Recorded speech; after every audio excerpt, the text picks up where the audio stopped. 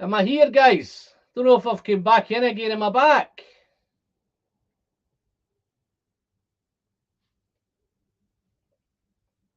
Hello, hello, hello. Am I here?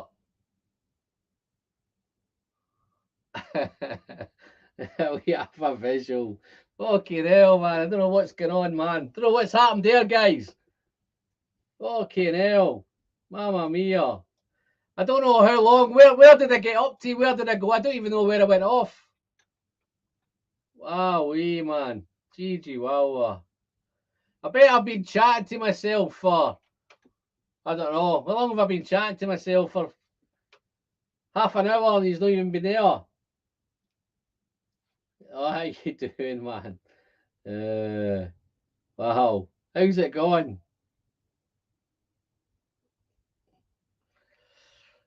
Okay. Guys, I'm just wondering. I've been sitting here chatting, I think, for I don't know how long. Half an hour, I think, I've been on, I think.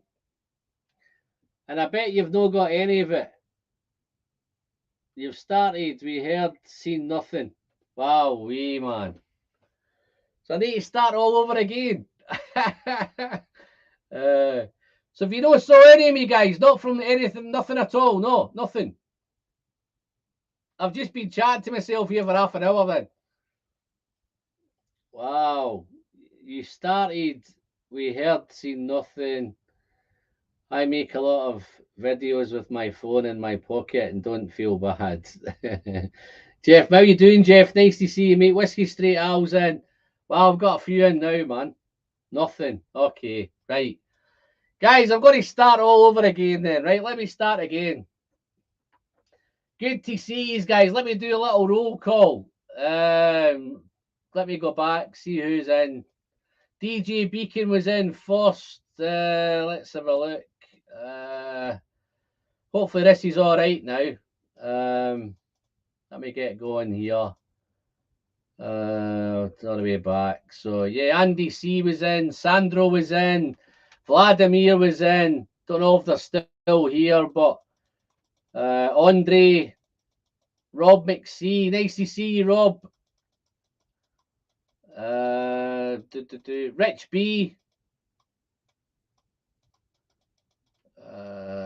Emily Chambers, I think Emily Chambers might be in and gone. I think she's probably coming back a bit later. Just guys, if you hit that like button, you know it might be tough for you to do it now, but do us a favour. Gav's Drams is around. How you doing, Gav? Nice to see you, buddy. Let's have a look. Peterhead Frank, how you doing, Frank? Hope you're enjoying that, Ben Nevis. That little Ralphie bottle. Just to give you a little hit on Ralphie there, Frank. That bottle was a Ben Nevis 4-year-old, specially bottled by the Good Spirits Company with Ralphie. Have you ever think about this, mate? It was 60.9, I think, the ABV, or 61% ABV. Do you know what it never said on the bottle, Frank? It never said natural colour and non-chill filtering on a Ralphie bottle. So there's a wee bit of a, I don't know if you've heard that before. Let's have a look. So I think I'm back on track. Mr. Slingers in, how you doing, Mark? Nice to see you, mate. So it looks like we're starting late. Whiskey Street Owl, Chris Brown, how you doing, Chris? I'll pop your coin in the post tomorrow, Chris. James Morgan's in. How you doing, James? Jeff Mill, Whiskey Street Owl. Well, I've got a few in tonight. I think you're all getting on with each other. Oliver, how you doing, Oliver, from Germany? Nice to see you, buddy. All the way there from Germany. Right, okay. I'm going to start this again, guys. I've probably just wasted half an hour. I'm on my second dram because I had a quick dram of the Springbank 10. I've now poured a wee bit of Ben Romack, batch 1 cast strength. So I'm on my second dram at the minute. I did have a wee bit of a rant, so I might have to rant all over again. Just a quick update, guys. What I did earlier in the week, I put a little poll out asking anybody, they're hard to find favourite whiskies, are getting harder and harder to get a hold of. Are they searching for alternatives? what alternatives are out there. I did list a little bit of alternatives. I put down Ben Romack, I put Edradour, I put Glenallachie, and I put Arran, and then I had a fifth choice where it was there anything else. So to give a wee score, I got 242 votes on that little poll. So big thanks to everybody who voted. The way it came out was 13% on Edradour, 14% on Ben Romack. Then there was a tie between Glenallachie and Arran, so it was 28% on Arran and Glenallachie. And then the something else button got 17%. So I'm really interested to find out what that 17% are. I'm pretty sure it's going to be things out there like Ardbeg Co Ranges or Glengarry's or Tomatins, or there's lots of stuff out there. Where are we? Independent bottlers, all that kind of stuff. So the whole idea I had with that is I've done a comparison video with Springbank 10 because I'm finding it so hard now to get a hold of Springbank 10 that rather than just keep searching and searching, I think the FOMO's taken over. I think everybody's just grabbing up, snatching up every bottle of Springbank. It just even gets anywhere near a shelf, is getting snapped up. So I'm looking for alternatives, and that was the whole point. I've got another video coming out maybe towards the end of this week, or end of next week, or beginning of next week. I've done a comparison to Glendronach because anybody that knows me and knows me on the channel is I was a massive Glendronach fan. I've not bought a bottle of Glendronach since they changed their stance on chill filtration, whether they're chill filtering it or whether they're not chill filtering it. So I haven't done any of that.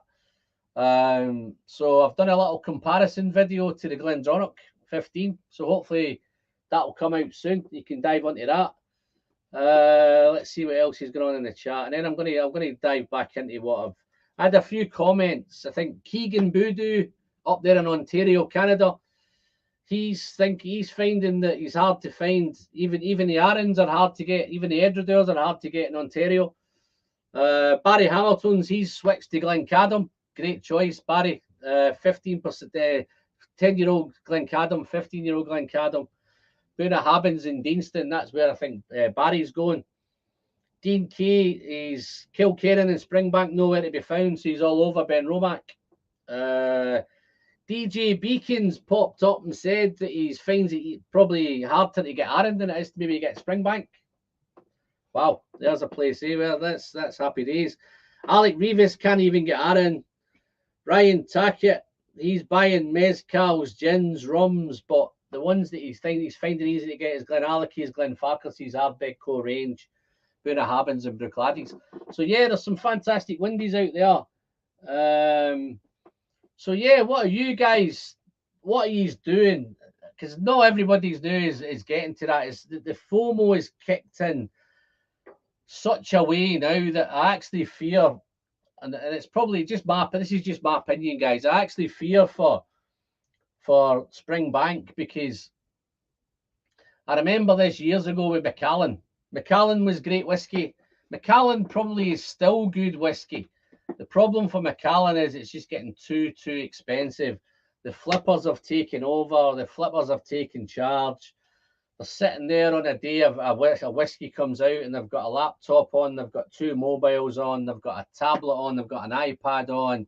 They've got their wife sitting with a mobile. They're tracking down all sorts of stuff, picking up these bottles. And the ordinary guy, and what really frustrates, I'm going to get this rant out of the way, guys, early on. What really frustrates me now is on social media, you're seeing bottles of 3 or 4 bottles of local barley. He's got a whole rack of local barleys. He's got all the local barleys. They're all sealed. None of them are open. And different people have different takes on that. And for me, don't get me wrong, I used to be an investor back in the day, and I used to just buy it and sell it, and it was purely that way. But now it's getting to such a stage where you can't even buy a Kilkerran 12. You can't even buy a Hazelburn 10. You're really, you're lucky to come across one of those bottles. They've went from that 35 to 40 pounds for the Kilkerran, and it's heading up over the 40 pound mark now. So even the prices are just kind of rocketing. Just love to know your thoughts, guys. What he's doing about your hard to find whiskies. Are you finding other things? If you're finding other things, what are you finding? What brands are you going to do? Are you going to Ben Romack? Are you going to Lashig? Are you going to Port Charlotte's? What's the kind of what's happening. Do we need more distilleries on Campbelltown? Would that help? Would that make a big difference if we get some more of that Campbelltown funk from somebody else? Is the funk getting to the stage where you're willing to pay anything to get one? Just a little poll in the chat, guys. If you managed to pick up any of them recent Springbank bottles, guys, how did you get on with them? Were you sitting down waiting to get them on release day?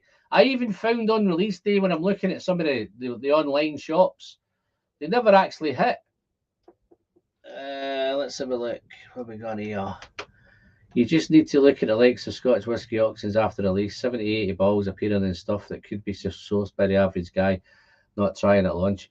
Yeah, no, you're right. And that's where I'm finding myself, Andy. I'm not even bothering now with these bottles because it's not worth me taking a day. Guys are taking days off work. Guys are camping out at midnight to get a 10-year-old bottle that's getting released on a Saturday at 12 in the afternoon. So they're camping out all night in the freezing cold. They're queuing up.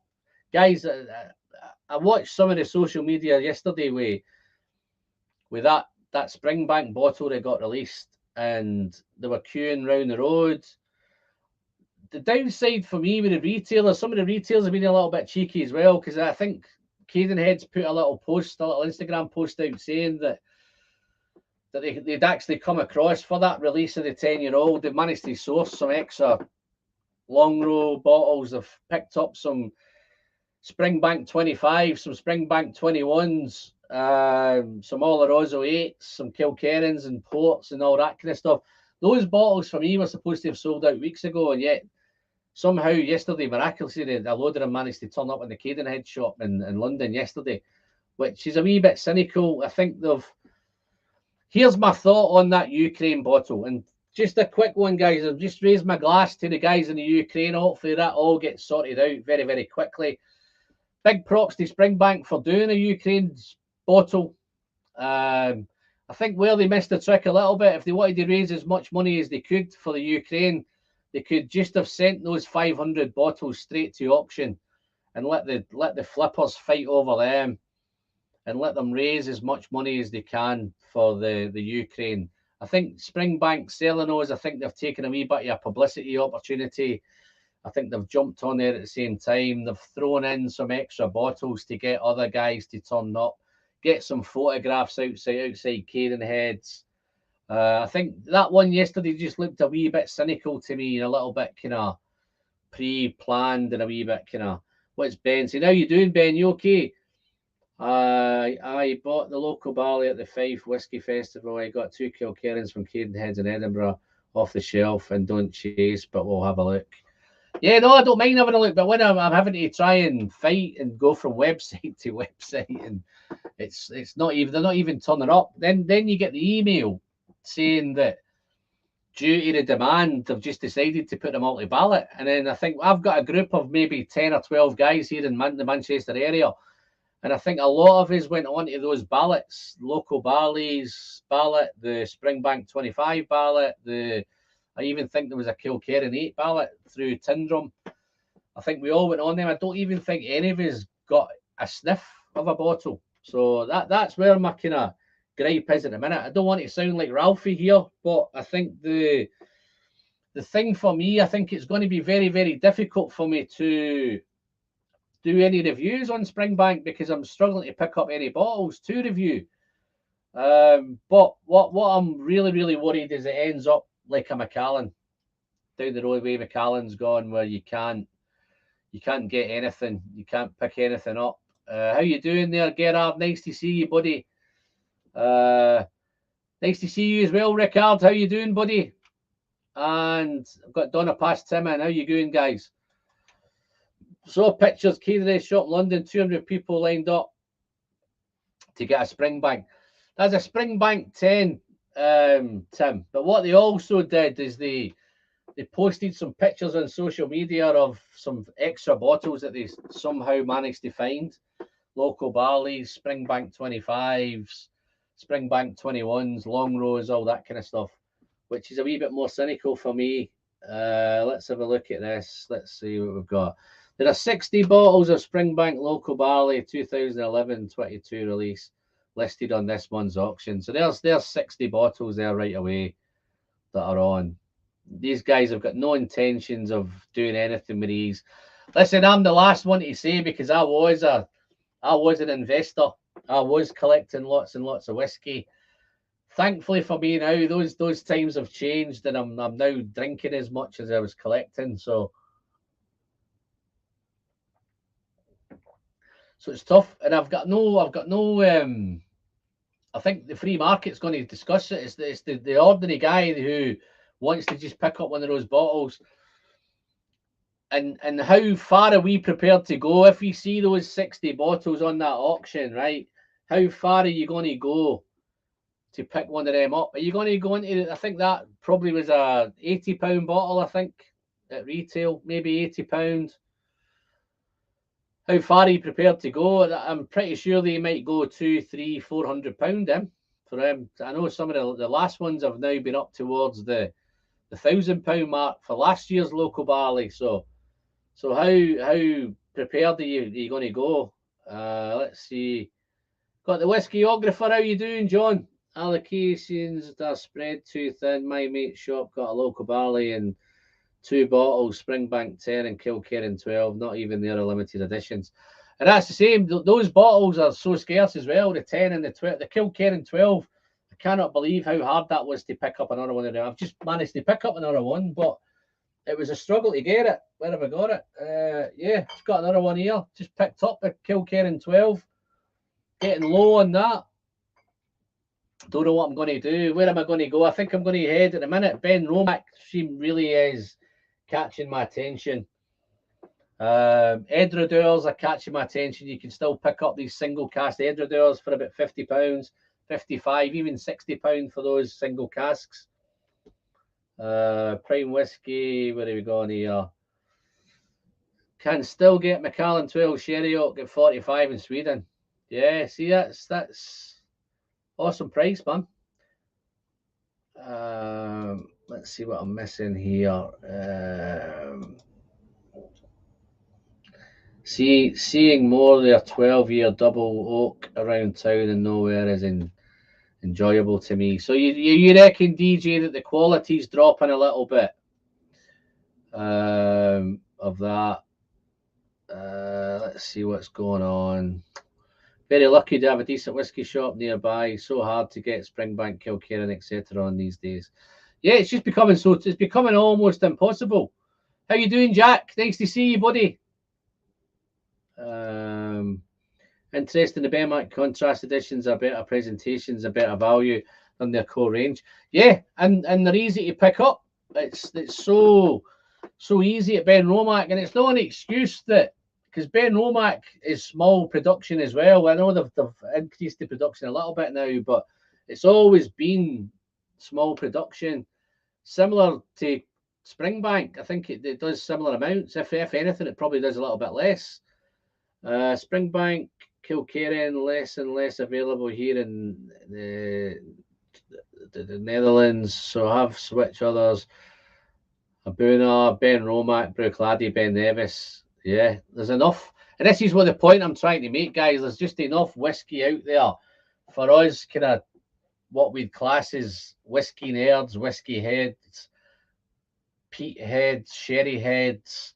There's just enough stuff out there. And just to give you an idea of some of the stuff, you've got loads of Port Charlotte out there.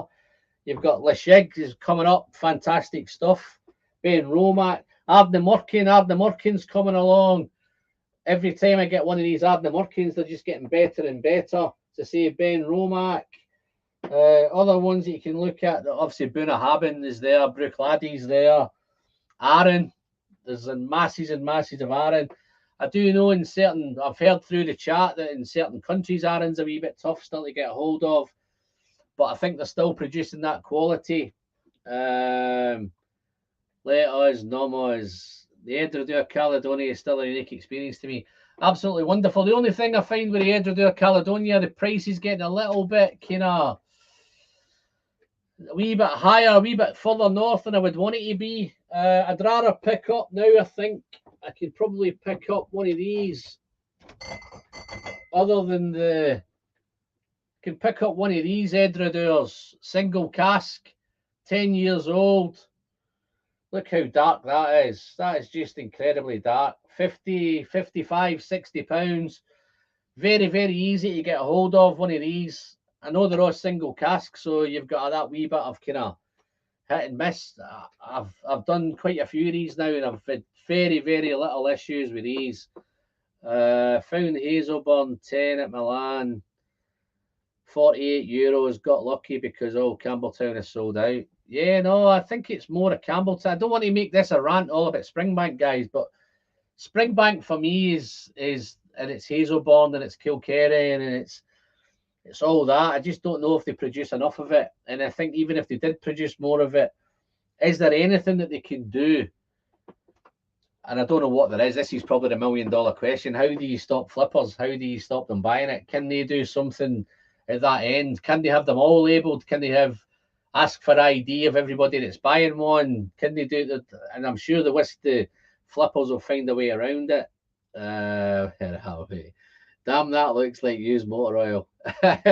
In fact, let me, since I've got that one here now, it'd be a shame not to have a sip of it, you know. I think I said earlier on my first part of this, guys, it's probably all missed. I'm on my own tonight. I have sent out a couple of invites. I think the couple of guys that I've invited out, I've been struggling to get a hold of. If any of you guys want to come in and have a chat and you're able to come in and have a chat, I'll pop a link into the chat if you want. Just let me know if you're up for it. We can do. I can actually discuss this with someone rather than me just kind of rant on and about. So let me get rid of this Ben Romack and I'll pour a Edredale.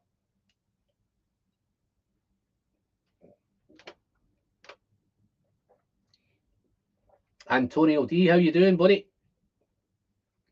In fact, DJ, I think this Ben Romack is going to set me up beautifully for this. We've got that wee bit of hint of smoke and sooty. And how you doing, Cash Strength? Not too sure which one of it is. Thanks for dropping in. Must be a crazy time over there as well. Antonio's in Portugal. How you doing, Antonio?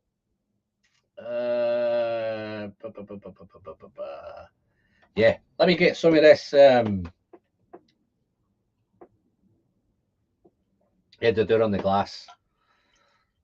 So yeah, I'm on my own tonight, guys, so I'm not planning to do. I think my last stream a couple of weeks ago went a wee bit longer than expected. I think I hit the 6 hours again. Right, okay. No, that's one of the things I've been following some of the social media, Gav, and some of the things that people have said is you should make them crack it open when they leave. But I think it's tough on the retail. I think it's not all about the retailer cracking them seals, right? I think the retailers at the end of the day they're a business, so I think they want to sell as much as they can. Maybe some of them are a wee bit kind of tasty with their pricing, maybe making them a wee bit more expensive than they should be. There is a couple of the integrity retailers out there that yeah, I think the Royal Mile in Edinburgh, I think they pay somebody a £5 voucher if they crack the seal, I think, there and then. If they open it there and then in the shop, I think they get a voucher off their next purchase, which I think is great. Something like that for me would be fantastic. And I think that would also help the retailer. So if the retailer is cracking your seal there, purely if you're buying that and you get your detention, you're going in, and you know that you have to crack that seal before they'll sell it to you, then you probably would put those guys off a little bit. So yeah, that would be I think Gav's right. That would probably be the ultimate kind of way of doing it, is cracking the seal when you purchase it. I'm not too sure how that would work, but let's have a look. Be interested to know how the Ben Romack Batch 1 compares to the old 100 proof for the Whiskey Fin. Yeah, I don't have 100 proof, but I'll tell you one thing, the Ben Romack Batch 1 is fantastic. It's wonderful. In fact, it's that good. I was getting to the end of this, and I've just recently picked up a backup as well. So that's what I'm tending to do now. The ones that I'm enjoying that much, I'm picking them up.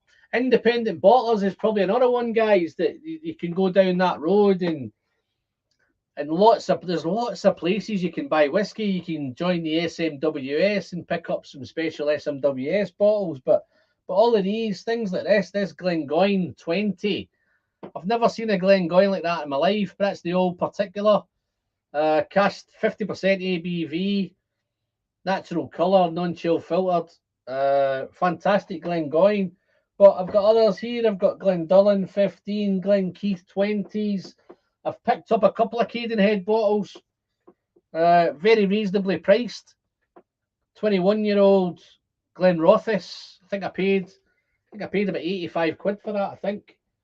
21-year-old Tamdhu, a single grain Invergordon distillery, 14-year-old in a sherry cask. So there's some stuff out there.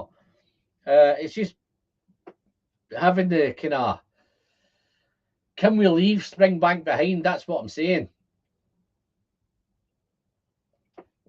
And I think we might not have a choice at some point along the road, because I think that's probably the way it's going. We're not going to get these bottles. They're never going to be getting opened. These cash strengths that are turning up, these local barleys that are all sitting in auction, somebody will buy it at auction, hold on to it for a few months and then put it back into another auction. And that's one of the things that I'm finding with particularly the local barleys and the higher level Springbanks, the 20, even the 12s, man. You're not seeing many open. You're not seeing anything in a glass. You're just seeing a picture of a nice bottle, and sometimes it's multiple bottles as well. So that's where my I'm just trying to catch up with everybody here. Certainly not going the independent road myself. Great drams. Certainly going the independent road myself. Yeah, no, there's some independent bottlers there, and it's worth. I've just picked up I've just reviewed for Patreons. I've just reviewed this little bottle here, this crazy little doctor's medicine bottle, this little periodical. Just to give you an idea what kind of stuff's out there, guys. This is from North Star Spirits. It's Croucher & Co. It's called the periodical. And what they tend to do there, they pick up casks that are low yield. And the idea with that, maybe somebody's bottled so many bottles out and there's a bit left in the cask. They'll buy these casks up and then they'll bottle these little bottles at 50% ABV, natural colour, non-chill filtered. I don't know if you can pick that up, but it's a crazy little bottle. It's a 14-year-old Oloroso barrel Loch Lomond Crofton gear. So it's a peated Loch Lomond. I have reviewed it. I reviewed the bottle opening and the corking and the first impressions for Patreons. I'm looking possibly to review this again tomorrow for a full review, which may come out maybe later in the week or maybe in next week. I have reviewed a Glendronach alternative to Glendronach 15. So I've done one of those videos. And I've enjoyed this little Croucher & Co. Loch Lomond that much. I've actually went out and I've picked up a replacement already. I'm picking these up. So this little bottle, I think, is still available out there. Oh, I think I've had a super chat there, man. President Reagan. Wow, there we go. There's a new name, man. How you doing, sir? Springbank just dropped in Australia, didn't buy any. 12 cash strength has gone up 80 US Australian dollars in the past 2 years. Quality massively down. Springbank is now Rolex. Yeah, you may be right. Big thank you for your super chat there, my friend. Going to send some of this beautiful, as the DJ Beacon says, this kind of motor oil straight down the hatch. No, there it is. It's that beautiful. And I think Edradour is one of those that's, for me now, I think it's becoming really unmistakable as Edradour. It's got that real funky, dank, dirty, dusty. Engine oils are perfect. I usually get it as maybe I've described it before, maybe walking into a mechanic's workshop, or maybe mechanics came home and took some overalls off, and that mechanic smell is just, that engine smell is just kicking around. Let's have a look. Chris Brown, don't see how anyone can complain if the retailer specifies you need to crack it. If you don't want, can easily buy it from another shop. Yeah, no, it's I don't know what Chris said. I don't know if Chris was against that or not. Let's see if I can see if Chris was. It's a difficult one to solve. At the end of the day, once the purchase is made, the person who owns it can do whatever they like with it whenever that's. Yeah, and it's right. It's a tough call, guys. But I'm just wondering if as a what's the word I'm looking for? I think somewhere I'm finding maybe through some guys in the States that even the American markets now, what they're finding is the same thing seems to be happening over there with, like, say, bourbons. You've got bourbons there that are probably not so great bourbons, but they're becoming a wee bit hard to find. And then the retailers, rather than retailers putting them out at retail price, the retailers are looking at the secondary market and pricing them on the shelf at the secondary market prices. And that's where the retailers. Why should the flippers be the only one to cash in? The retailers surely should be able to do something to help benefit the retailer. Or whether the distillery can set so many bottles aside and send those straight to auction and let those guys fight over that. Maybe if they do 10,000 bottles, then maybe 2,000 of them go to auction and then the other 8,000 go to the shelves. And then the retailer probably then would say, if you want to buy one of these, then will you crack it open? You know, there may be something that I think something's got to be done, guys, somewhere along the line.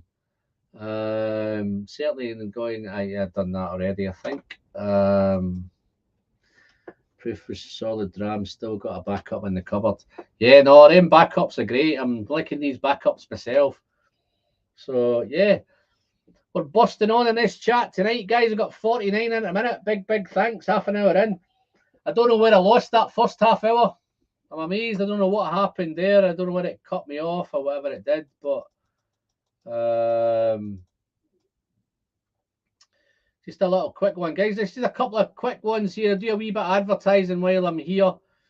I've got a few left. I've got a super chat there, guys. What I'm saying with this super chat draw here is I'm going to hand select with whoever wins it. I'm going to let them pick 6 drams of their choice from anything that I have open. So they can do a flight of whiskies. It can be Edredeurs. It can be independent bottlers. It can be Springbanks. Anything I've got open. So there's 6 drams up there for grabs. Doesn't matter where you are. I'll send them anywhere. As long as I'm able to send them to you guys without any legal issues. I might have to kind of snow globe them up maybe or something to get them to you, but I'm quite happy to send them anywhere in the world or anywhere in the UK, anywhere at all, to be fair. Frank knows I've just sent Frank a parcel and it's taken forever to get there. I think somewhere in Europe's been a wee bit tough with parcels just now. I think that may be a Brexit issue. So yeah, if you want to get into that draw, guys, any super chat at all, guys, any amount's great. Whiskey Friend and Intrigue idea. We had a little wine shop that would buy tails of bottlings of high-end California wines, sell them for cheap. Yeah, no, I think that this is a series now that I think you're talking about the periodical, Tim. Yeah, I think it's a North Star Spirit. This is the second batch. I think the first one was a 12-year-old Orkney. So I think with a 12-year-old Orkney, you don't need to be Einstein to realise it's possibly going to be Highland Park in that one. But 50% ABV, non-chill filtered, and I've made a promise that it's never going to be over £50, and it'll always be bottled at 50% ABV, which is fantastic. Non-chill filtered and natural colour, and this is fantastic. This is a Loch Lomond in an Oloroso barrel, and without giving any spoilers away, guys, the review of this is absolutely fantastic. So see, I did do it to Patreons first with the uncorking and the first impressions. And since then, I've had a couple of weeks with it since then. So it's really now beginning to open up. It's a tale of two halves. I think I'm nosing one whiskey and then I'm tasting another one. So without giving too much away, then it's fantastic. But yeah, no, it's a great idea. I'm looking forward to seeing what the next one's going to be. We can add it. What if they are buying it as a present for someone? Besides, I'm only fairly sure that there is a problem with licensing laws in the UK for selling open bottles. Yeah, no, I think there is an issue. I think it's something. It's ideas. I think people, as long as people are coming up with ideas, and maybe one day something might click. President Reagan's back in again. How you doing? Retailers don't do enough to deter ban flippers. You're probably right, my friend. I think they're in that catch-22. They're in the market. They're a business. I think they're trying to sell as much. I think if they can get away, some of the unscrupulous retailers are maybe. I think this one here. I think this probably retailed around about £38 the Campbelltown lock. And I think one of the lads was up in Edinburgh last week, and he managed to find this on a shelf in a store in Edinburgh. But it was £50, so there was a markup on it straight away. But he recommended I should try it even at 50. Incentive. Yeah, well, there's a super chat there. Big thanks again today, President Reagan. There's another one. Well done, my friend. You've got 2 chances now of getting these whiskies. Then I think you say you're in Australia. Don't worry, I'm happy to send stuff to Australia, mate. I don't know how tough it is to get in and out there. I have sent stuff before to New Zealand. So yeah, I'm sure I've seen Donald Rance. How you doing there, Donald? Nice to see you, mate, if you're still in. Guys, don't forget to smash that like button. YouTube likes it. The Whiskey Friend likes it. All helps. All counts as us. Where are we? Let's have a look. That's a good idea for to put them all in auction and let the flippers savage each other. That's what I would have done. If Springbank really wanted to raise as much money as they could for the Ukraine, then they've definitely missed an opportunity. All those 500 bottles should have went to auction and let those guys, just as Tim said, let them savage each other to get those bottles, and let them do that. And then obviously then the auction houses would make a bit. The Springbank would get what they were wanting to do. They get obviously the money back, and then all the profits that these idiots were doing would just go purely to that. That's a big opportunity to me. I think what Springbank did, or what Cadenheads did, is they took advantage of it and they made it into maybe a media circus, threw in some extra bottles to spice it up and get more people to turn up. Lots of photo opportunities outside the shops, all that kind of stuff. As far as I know, that one in London, I think they were queued round the corner. I think there was pickpockets going on in the queue. I think there was robberies going on in the queue. I think there was fighting going on in the queue. I think there was all sorts of nonsense going on. And I think that was just, I think Cadenheads yesterday have taken advantage of those. And I think the release dates as well. I think the idea maybe send so many to auction as well straight off and let them fight. And then the other ones, we just need to find a way of how we can get these to us guys who want to open them, who want to share them. But yeah, I think definitely some way of making that bottle get opened before it leaves would be that'd be ideal. Let's see what else. Oh, you have tempted me into another dram. Glen Alecky catch strength back 6. Fantastic, Ben. You'll have thoroughly enjoyed that, mate. Have you got the back 7 yet?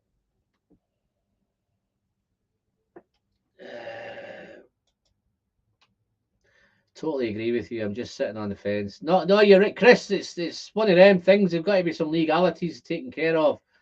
And I'm not against guys making a few quid, but I'm against guys buying a £60 bottle of local or £80 bottle of local barley and selling it for 11, 12, 1,300 quid.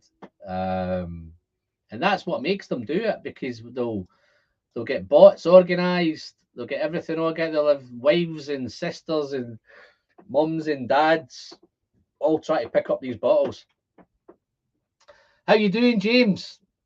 How you getting on, mate? You're a wee bit of a kind of regular at this now. I think you've won a couple, haven't you? So you still haven't shared with me how you got on with the whiskies. Did you enjoy the whiskies? Have you drunk them yet? Are you trying them? But yeah, cheers, buddy. Thanks again for that £2 super chat. That's you in the draw, mate. I used to take notes, the names are on it, and then I realised I could just go back into the super chats and the names are all there.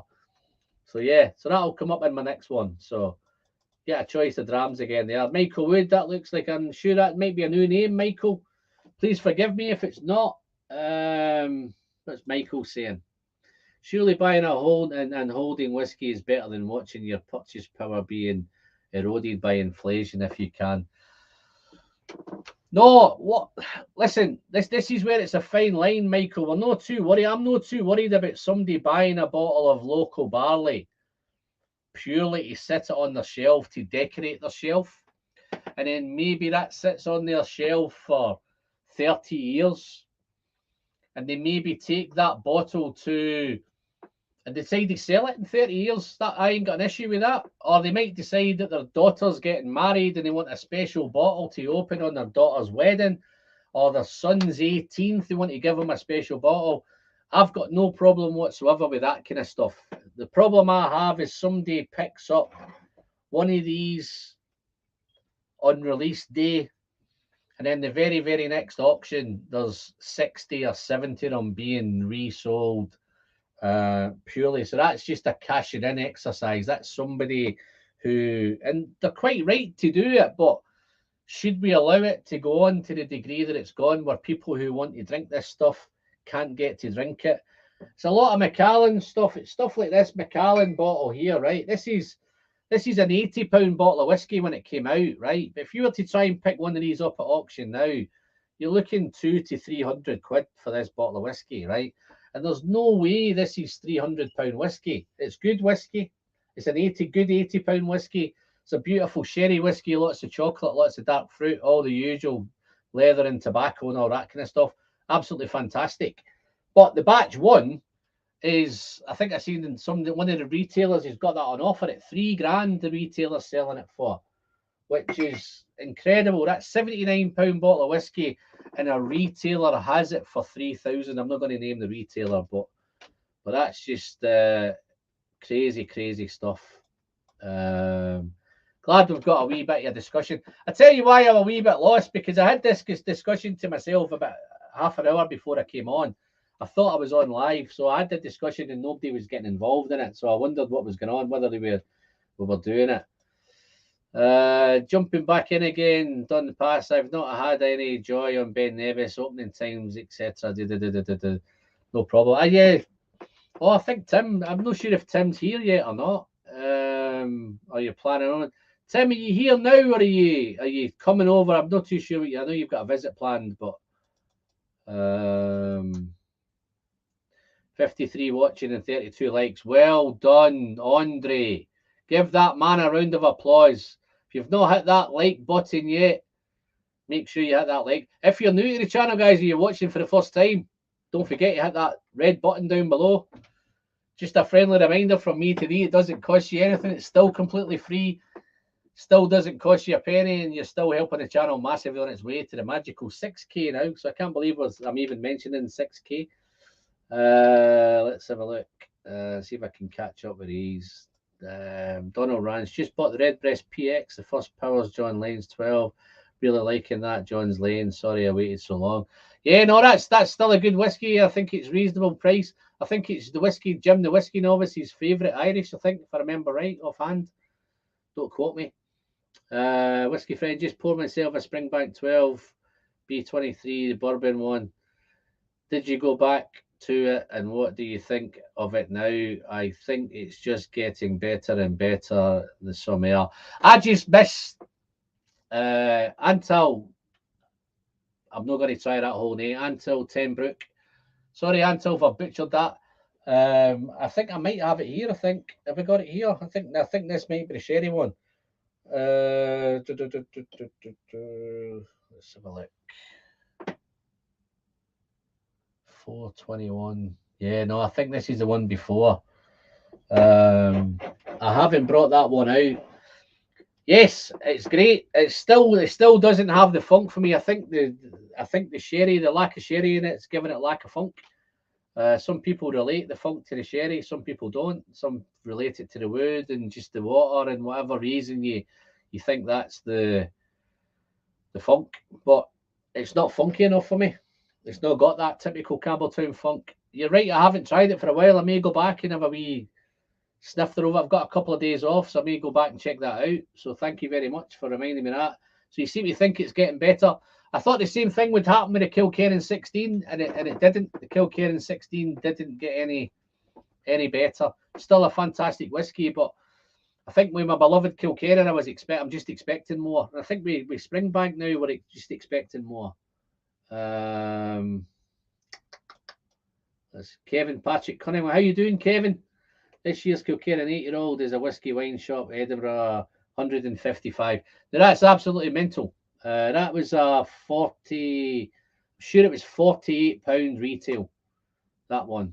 And I don't know if that's the port one you're talking about or the Olorosa Sherry one. But the port, believe it or not, I tasted it at the Whiskey Festival in Glasgow. I tried both of them at the Whiskey Festival. The Kilkerran 8 Oloroso is better than last year's Kilkerran 8. I did not get on at all with last year's Kilkerran 8 Oloroso. I don't know what I'm saying that. And my best dram I think ever was probably the Kilkerran 8 Oloroso 57.1, the 2019 version. 2021 version just did not relate at all with it. It's still, I think I might have it here. Have I got it here? I don't even think I bothered bringing it out. It's not great. The new one is better. The port one is outstanding. Great money. Let's have a look. How was your friend in Texas after the last epic live stream when after several hours he seemed to pass out? You're talking about Daniel. Yeah, no, I think he's fine. I did speak to him the following morning. I think the 6 hours kind of just got the better of him. I think to Daniel's credit, I think he did last the 6 hours.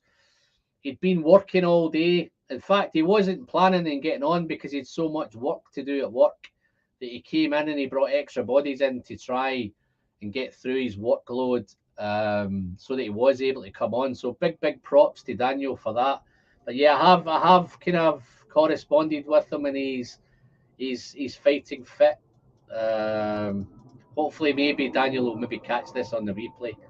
Thanks for asking, Sandro. Yes, I'm dumb for waiting so long. I missed that one.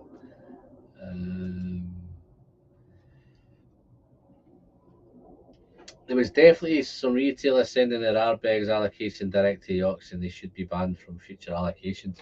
Yeah, no, that's another one it wouldn't surprise me if because I actually felt this time that when I clicked onto some of my typical online retailers that I usually went to, none of them had it. None of them came on. None of them came onto the website. When you ring them up, say, yeah, it's going to come on at 12 o'clock.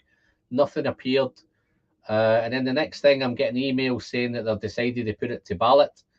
If you want to get a chance of winning one, you can enter the ballot. Unsuccessful.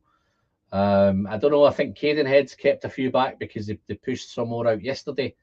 So I don't know where those bottles came from. So I think that some of them are being a little bit cynical. Just my opinion, of course. Nothing's proven, nothing's definite, but it just amazes me that some of these bottles can turn up, and then so many that turned up on the auction. And I think that was 60 local barleys there.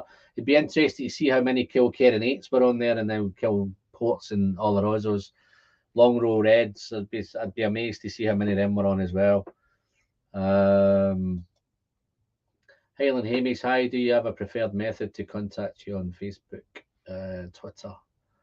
Okay. I think these guys are meeting up with Win Tim's and up in Inverness, I think.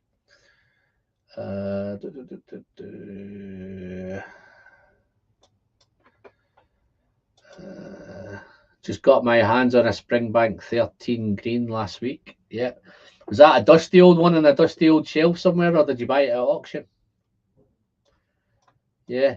No, I'll go back to that. I've got no problem, guys, with people buying a bottle to hold on to it for some reason, whether it's just to decorate your shelves, whether it's you've just got a really nice cabinet, it just needs some really nice bottles in it.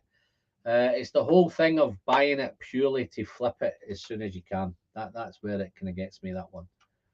Who said McAllen? How you doing? How you doing, Doc? Nice to see you, mate. I don't know how long you've been in, Doc. I think we're just talking really about the Springbank FOMO, how tough it is to get a hold of bottles at the minute. how retailers might just be sending them straight to auction. Retailers are just hiking the prices to secondary prices, all that kind of stuff. Flippers, all the usual stuff that we've discussed a million times before. The reason I think when Macallan came up is I'm hoping that Springbank don't go down the same road as Macallan and that it becomes so difficult that people just switch off from Springbank, whether the quality of the whiskey drops a little bit. There's some fine Macallan whiskies out there, guys. It's just that the money they're asking for them is just far, far too much. This has been a fantastic dram for me. I might actually pour one of these next, just in your honour, Doc, to have you in. I may just do that in a minute once I've had a wee sip of this Edrodor. This has been sitting for a while now, so nice to have you in, Doc. I heard there were 5 Whiskey Festival Daft Mills on auction with names Tipexed out. Yeah, I heard that as well. Yeah, I heard it.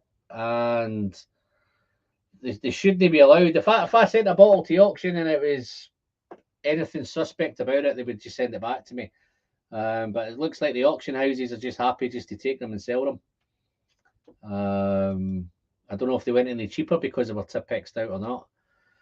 This has gone on the music ticket industry for years. People will buy covered tickets with only intentions of selling for profit.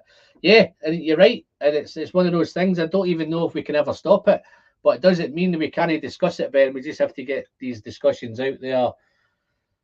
I'm sure there's bigger guys than us. There's top guys at top levels. Whether the industry wants to kind of try and put a stop to it, or I don't know whether the Scottish Whisky Association can put a stop to it. They can stop somebody using certain wood staves, but they can't stop people buying stuff to flip. It's just crazy. And I know it's one of them. It's we're in a free world. So how you doing there, Rob? Thank you very much for that super chat, big man, for the education. Well, I don't know if you're going to learn much, Rob, but you're going to see some good whiskies and you're going to hear about some good whiskies anyway, mate. Just going to send some of this beautiful Edrodor 10 single cask down the hatch, mate. So cheers. Thank you for that super chat, Rob.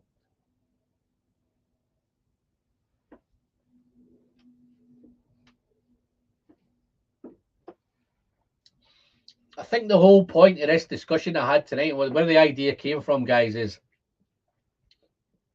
oh, that's beautiful. Wow.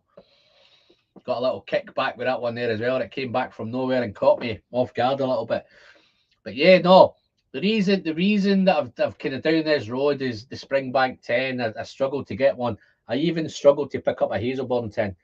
So I see I've done those little videos, the alternatives to Springbank 10, where you had the Clynelish 14. I'm trying to think offhand what I had. I had a Glenallachie 12. I think it was a Glenallachie. Was it Glenallachie? No, it wasn't Glenallachie 12. Clynelish 14. Trying to lose track off my head now, but I'm trying to think of what the 4. I had 3 other drams that were comparisons. I think the Springbank just nicked it on the end. I think I was very, very close with the Clynelish. As I say, I've done the Glendronach 15 one now as well, because I say I've not bought a bottle of Glendronach either, purely because of I've got a choice to do that, whether I want to go down that integrity bottling route, whether they're being a wee bit less upfront. I think Glendronach for me typically was one of these ones that jumped all on that reputation of integrity bottling, and now they've just kind of cast it aside at the tip of a hat. So that's where we are. Wow, that Edrodor is fantastic, guys. Absolutely wonderful. Okay, I think let's have a look. I think Thingy's got a question. Have you ever tried the Middleton? Oh, wow, you're talking now, man. I'd love to have tried it, but unfortunately I haven't. One of the world's greatest whiskies, all I've been in, mind-blowing 1528 pot still, great compare. I think it's Matt at the Whiskey Crusaders, top whiskey of all time. I think if you could have an endless supply of one whiskey, I think that's the one he was talking about, if I'm not mistaken. But yeah, no, I'd love to have one of them one day. So we can only hope and we can only pray that I come across one of them at some point. Andy C, how you doing, Andy? Thank you very much for your super chat there, buddy. Crazy market out there on some new releases, new young releases. Yeah, that's a different market, man. It's whether you Abner Morkin seems to have settled down. I think these were super crazy when they first came out, but I've not had that much difficulty now picking up the new Ardnamurchans. So yeah, I think the price points again, it's when you see a three-year-old whiskey price pointed in the 50 quid bracket, that's where I could go down the Bimber road. Bimber, 3, 4, 5 years old. Daft Mill's another example of whiskey. It just now becomes, it's just auction fodder. Daft Mill. I think some guys are lucky to get hold of it. Some guys really, if you manage to come across them, they're great. I think I've had a couple of Daft Mill samples at some point, but I've never actually went down that road to try and pick one up. Bimber's the same. I've had lots of Bimber samples. I've had some Bimber new make sent to me. But it's where they go. Do they get to 10? Are they going to get to 10-year-old Bimber? Are they going to get to 12-year-old Bimber? What sort of prices are they going to be if they're charging 50, 60, 70 for their 4-year-old, 5-year-old stuff? That's where my issue I have with the new distilleries. Then you could go into the independent bottlers. You could go into North Star, who I think are putting stuff out at reasonable prices. I don't think North Star are over the top with price. I think I've picked up the Chaos. I think I've got them. Initially, they were 40 to 45. I think they're now 50 to 55, but I don't think that's North Star. I think that's just the way retail's gone in general. You pick up some of these kind of, as I say, these great bottles, 80, 90 pounds, 21-year-old Tomatin, 14-year-old Invergordon, 21-year-old Glenrothes. I think I got 3 of them for the less than 300. So they averaged about £90 a bottle for those 3. Stuff like this, Glendronach cast strength now at auction are £200-300. It's mad what people are paying for whiskey. These came out at £50 a bottle, you know. So now that £50 a bottle is 300 at auction. And it's just mad. And that's the whole madness of whiskey. It's where does it end? Where does it bubbles bound to burst somewhere? And it may just go on and on and on. So I thought it was quite an interesting topic to try and discuss tonight and try and make the live stream tonight maybe that wee bit more interesting rather than me just down whiskey all the time. So I'm still having a couple of decent whiskies at the minute. So thank you very much for that super chat, Andy. Cheers, buddy.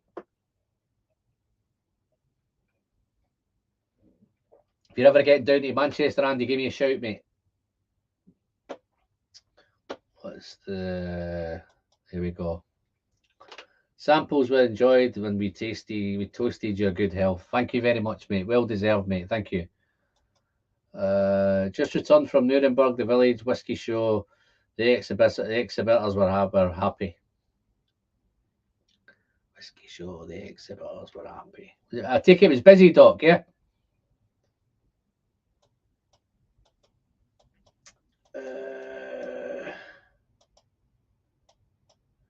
Bill Monteith, how you doing, Bill? Nice to see you, buddy. Yes, Alan. Michael Woods, new. Yeah, I thought that was a new name, Michael. I'm usually pretty good on names. New to the live, and always enjoy your reviews. My point is that whiskey prices are inflating. Our main chance is getting some stock before it gets out of reach. No, and listen, when I used to collect, I think one of the reasons that people liked when I collected was that I'd pick up some bottles maybe from the 70s and the 80s and the 90s.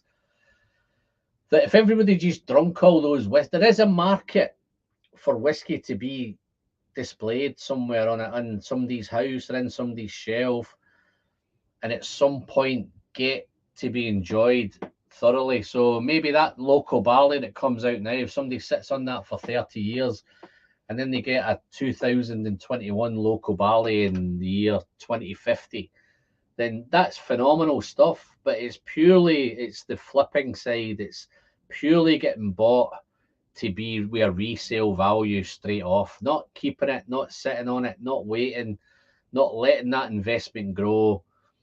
It's probably one of the best investments you could ever get into. If you pick up a local barley now for £80 and you sell it for £1,000 2 weeks later, then I don't think you can get a better return anywhere than that. Deanston 18. Deanston 18 was one of my top whiskies of last year. Yes, very good. I haven't actually tried the new Deanston 18. I've had a bottle of the old one. I've not managed to pick up just so much whiskey to pick up. Here we go. Fancy a trip up to God's country.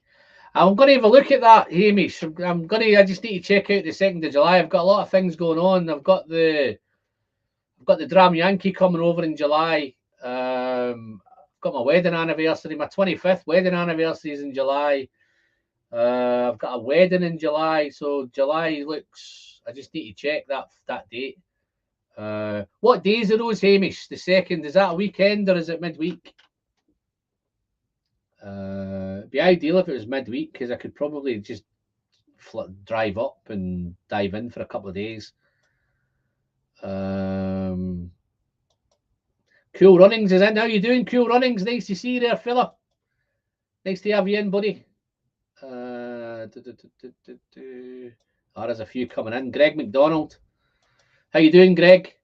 Hope going well with you and the family. Absolutely fantastic, buddy.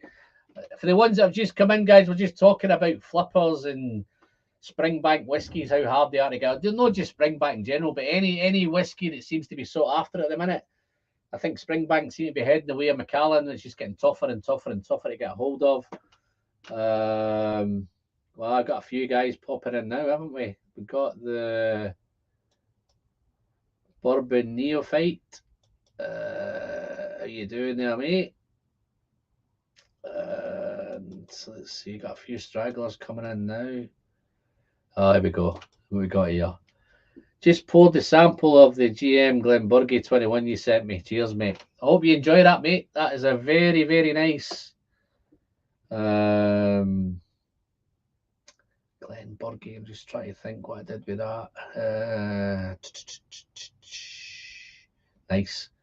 I almost mistook that with a GM Bal Blair 21. All be great. All those Gordon MacPhail bottles are fun. I've got the Gordon MacPhail 21 here. Fantastic. I can't remember I can't remember that 21. Did I send you a 21, did I? Wow. So much whiskey that I've got in a minute that I'm losing track of anything. Sometimes when I'm looking to change the backdrops and all that, I come across bottles I didn't even know that I had, and doublers that I bought ages and ages ago. Have just been so much whiskey out there.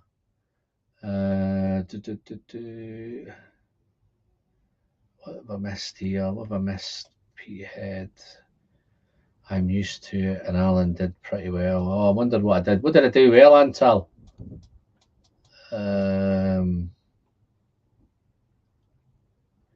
Peatheads, Whiskey Friend Agree on the Kilkerran 8 Oloroso, £57 was stunning. Not so much, too sulphury. Yeah, too much sulphur, man. Yeah. Just catch up with you guys. I think the last live stream I had, I got so carried away with the guys in the States. It was just a tough one. Got another super chat there. I think the Reeking Haddocks. How you doing, buddy? Thank you very much. 179. Nice little dram there. Thank you very much, mate. I'll just finish off this Edradour in your honour. Thank you very much, buddy. I'll put you in the draw.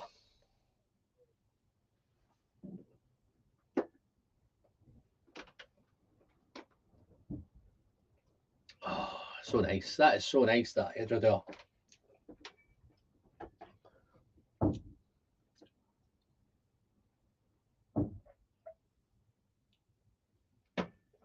I think we've got some wild weather outside, guys. I don't know if you can pick it up or not.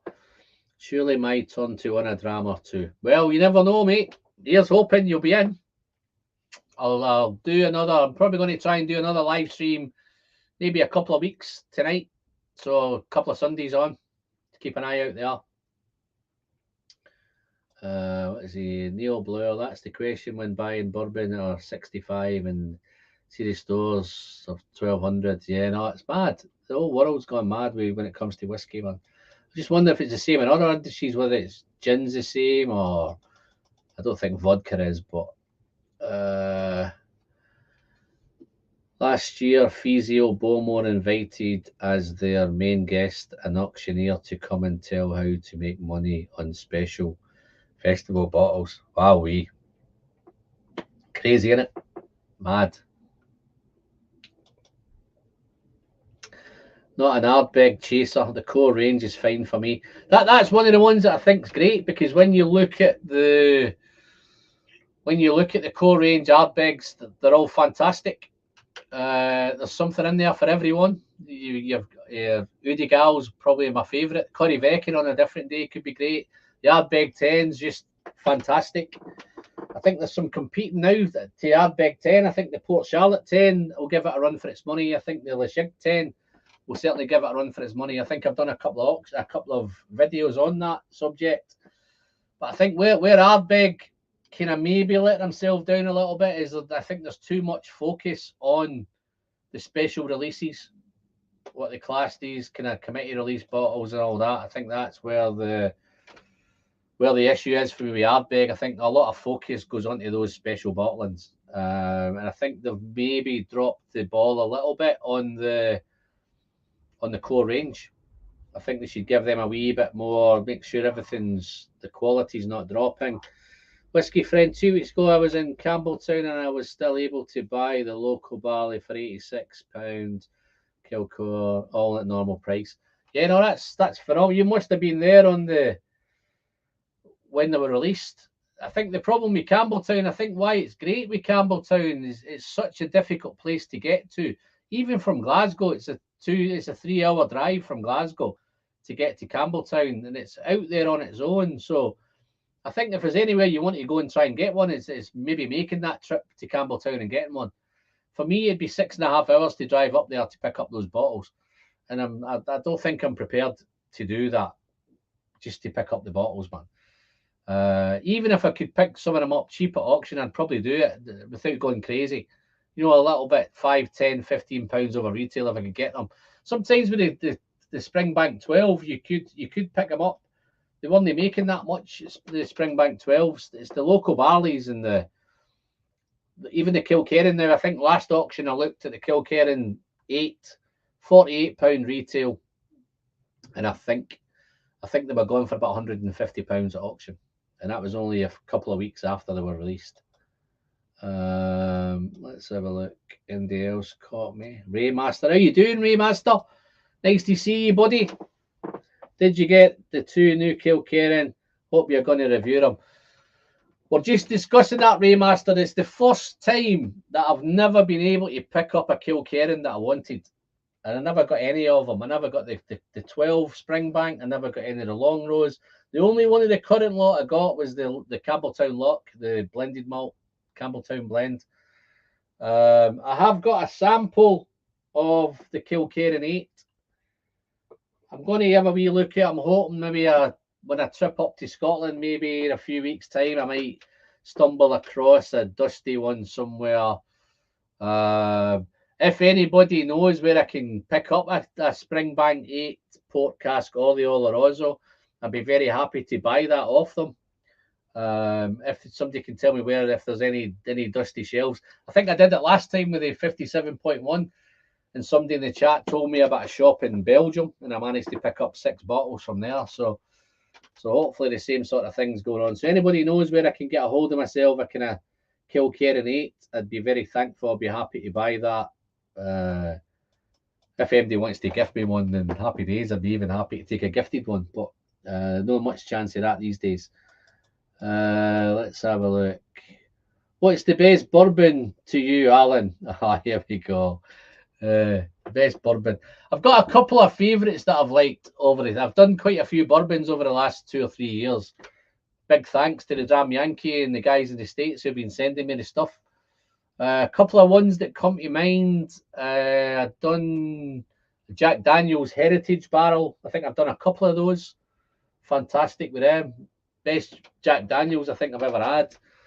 And then in the back of that, I've managed to pick up some single barrel Jack Daniel's single barrel proofs. I love these are not necessarily the best bourbons, but I think ones that I usually have on the shelf. The Wild Turkey Rare Breed, I've usually always got one of them kicking around. I like a bit of Knob Creek. I think when it comes to the best, I think I've got a couple of ones that I've got. There's a Texas one that's great for me. Was the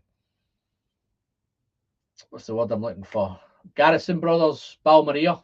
I managed to pick one of them up. Loved that. I just did a Texas review a couple of weeks ago, Texas live stream, where I got a lot of Balcones, a lot of Iron Root. I'm lucky enough to have Robert Licorice. He sent me some really nice stuff as well, some Harpingers, and so there's lots of great stuff out there. But I think I'm partial to an Angel's Envy Cast Strength. I'm loving that one as well. But I say there's been that many. Got the. I'm just trying to think. I've got a few on the shelf here. Stag Juniors. Got a couple of nice ones. Elijah Craig's was the first bourbon that I ever tried. Was an Elijah Craig Barrel Proof. Loved it. So yeah, there's so much, man. So much bourbon. I'd love to do more bourbon, but nobody seems to watch my bourbon videos, so I don't know what's going on there, man. Wow, Mr. Bill Monteith, how you doing there, Bill? Thank you very much. Cheers to you as well, my friend.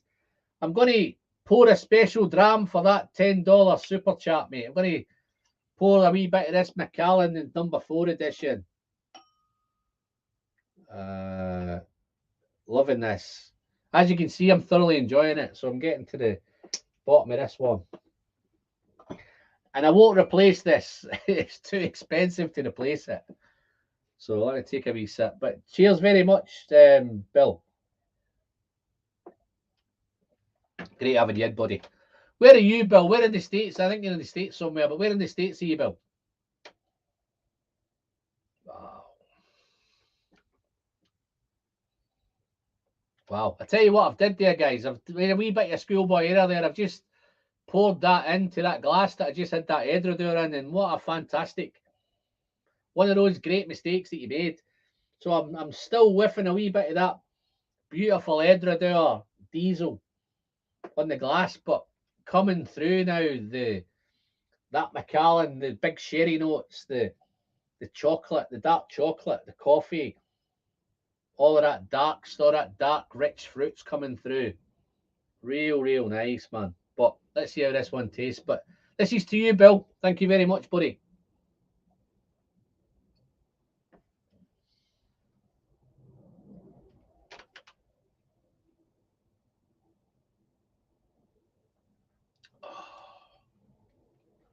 Oh, that's so nice, man. Still tasting both of them there. I've got a bit of the Edredure and the Macallan. That's a great little mix. Lovely and spicy there now as well. That spicy's coming for the Macallan. That peppery hit. Wow. Oh, Bladnock 10, yeah. I tell you the thing with someone else, the whiskey friend mentioned Bladnock 10. Any thoughts? Bladnock 10 is another one, which is, it's very rare to get a hold of. It's difficult to get a hold of it. I don't think they make much of it, and I think it's quite pricey. I have tried it in a few bars, and it's been very nice. I'd love to pick a bottle of that up. In fact, I may have a wee look at trying to pick one of them up. That may be another great alternative. So I'll have a look to pick up a Bladnock. But I know they're not cheap. Excuse me.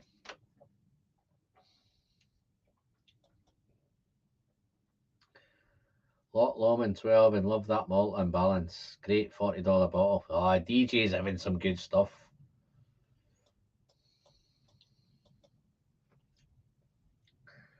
Whiskey with Molly. I thought you were only having one more, Ben. You're kind of hanging. Well, thanks for hanging around, mate. Ardnamurchan have brought it enough and have enough capacity now to put off the flippers. Yeah, that's definitely one of the ones. Early doors, Ardnamurchan was everything was just flying to auction. Now they're so easy to come by. I've picked up now 3 or 4 of these bottles now without any trouble. Even at auction, you can maybe pick these up at less than retail at auction. So the great news for us with Ardnamurchan is even the guys that are flipping them to try and take them to auction, I think they're losing money. So I'm very thankful that those guys are losing money. I think the last one I picked up at auction was £35 at auction. So absolutely fantastic. The more of that happens, the better. I love with some of them to get stung at auction. Oh, here we go. Rich has got one. Just poured the Kilkerran 8 port cask. Got it for £48 from the Springbank Distillery shop. It's incredible. Yeah. No, it's wonderful. I did try it. If there was one of the ones I was probably prepared to pay a wee bit extra for was the one. Let's have a look.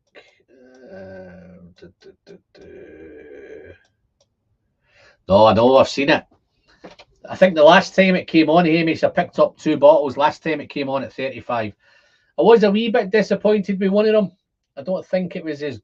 I think there was a wee bit of batch variations in that Clynelice 14 that I got.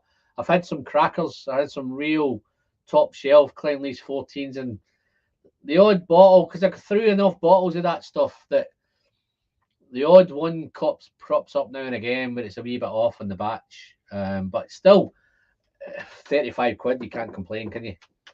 No chance, man.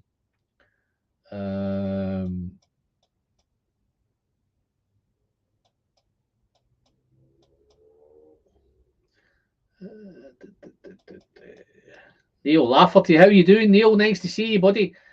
You're quite right, my friend. I'm exactly the same. I didn't chase any of them this time.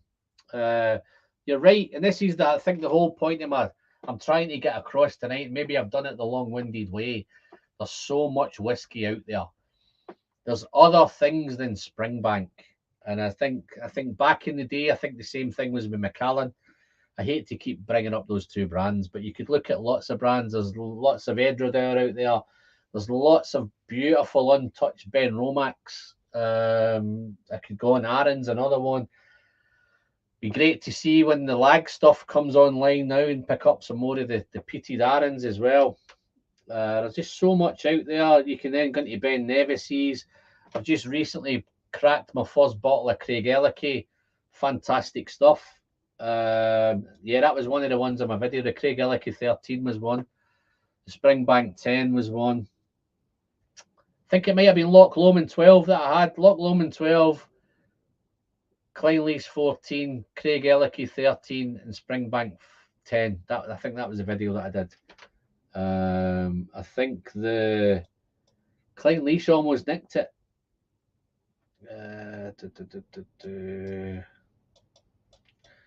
Wow, we're doing all right. We've still got 50 odd in. That looks like a new name. Pal, how you doing, pal? Sudzlowski, how you doing there, buddy? Let's crack this. That looks like another new name, I think. 100% about prices. My craft is a bit overhyped. Don't get me wrong. It's obvious we do prefer non-chill filter natural colour. I think if Talisker 10 lacks flavour, then non-chill filter, yeah. I think, listen, guys, there's nothing wrong with some of them entry bottles. Those Talisker 10s, I think that was one of the ones that got me into whiskey. I think from time to time, I think I've just picked up a Talisker 10 at auction. I got a steal on a Talisker 10. Again, that was a charity bottle, a lifeboat bottle, so I'm waiting on that arriving. So there's some bargains to be had at auction. I'm not anti-auction. I'm just anti, the cynicism from the retailers. Maybe I don't think the distilleries do enough. I don't think the distributors do enough. I think everybody's just in it to make as much as they can, and the ones that are suffering is the us guys. Matt Zitzik and I wax lyrical about them. They could very well be our death row drams. Some of them just have the most amazing fruit flavours. Find Dale Galea, can buy it. I'll try. I'll do my best, Donald. What is it going to cost me for one of them, mate? What am I looking at? Might have to save up to get one of them. Just whizzing through with this. Yeah, no, this Macallan's really coming in now. It's beautiful. Wow. Guys, if you ever get the chance to mix an Edrodale single cask strength or single cask Edrodale with a Macallan number 4 editions, then I highly recommend it because it's smelling and tasting fantastic.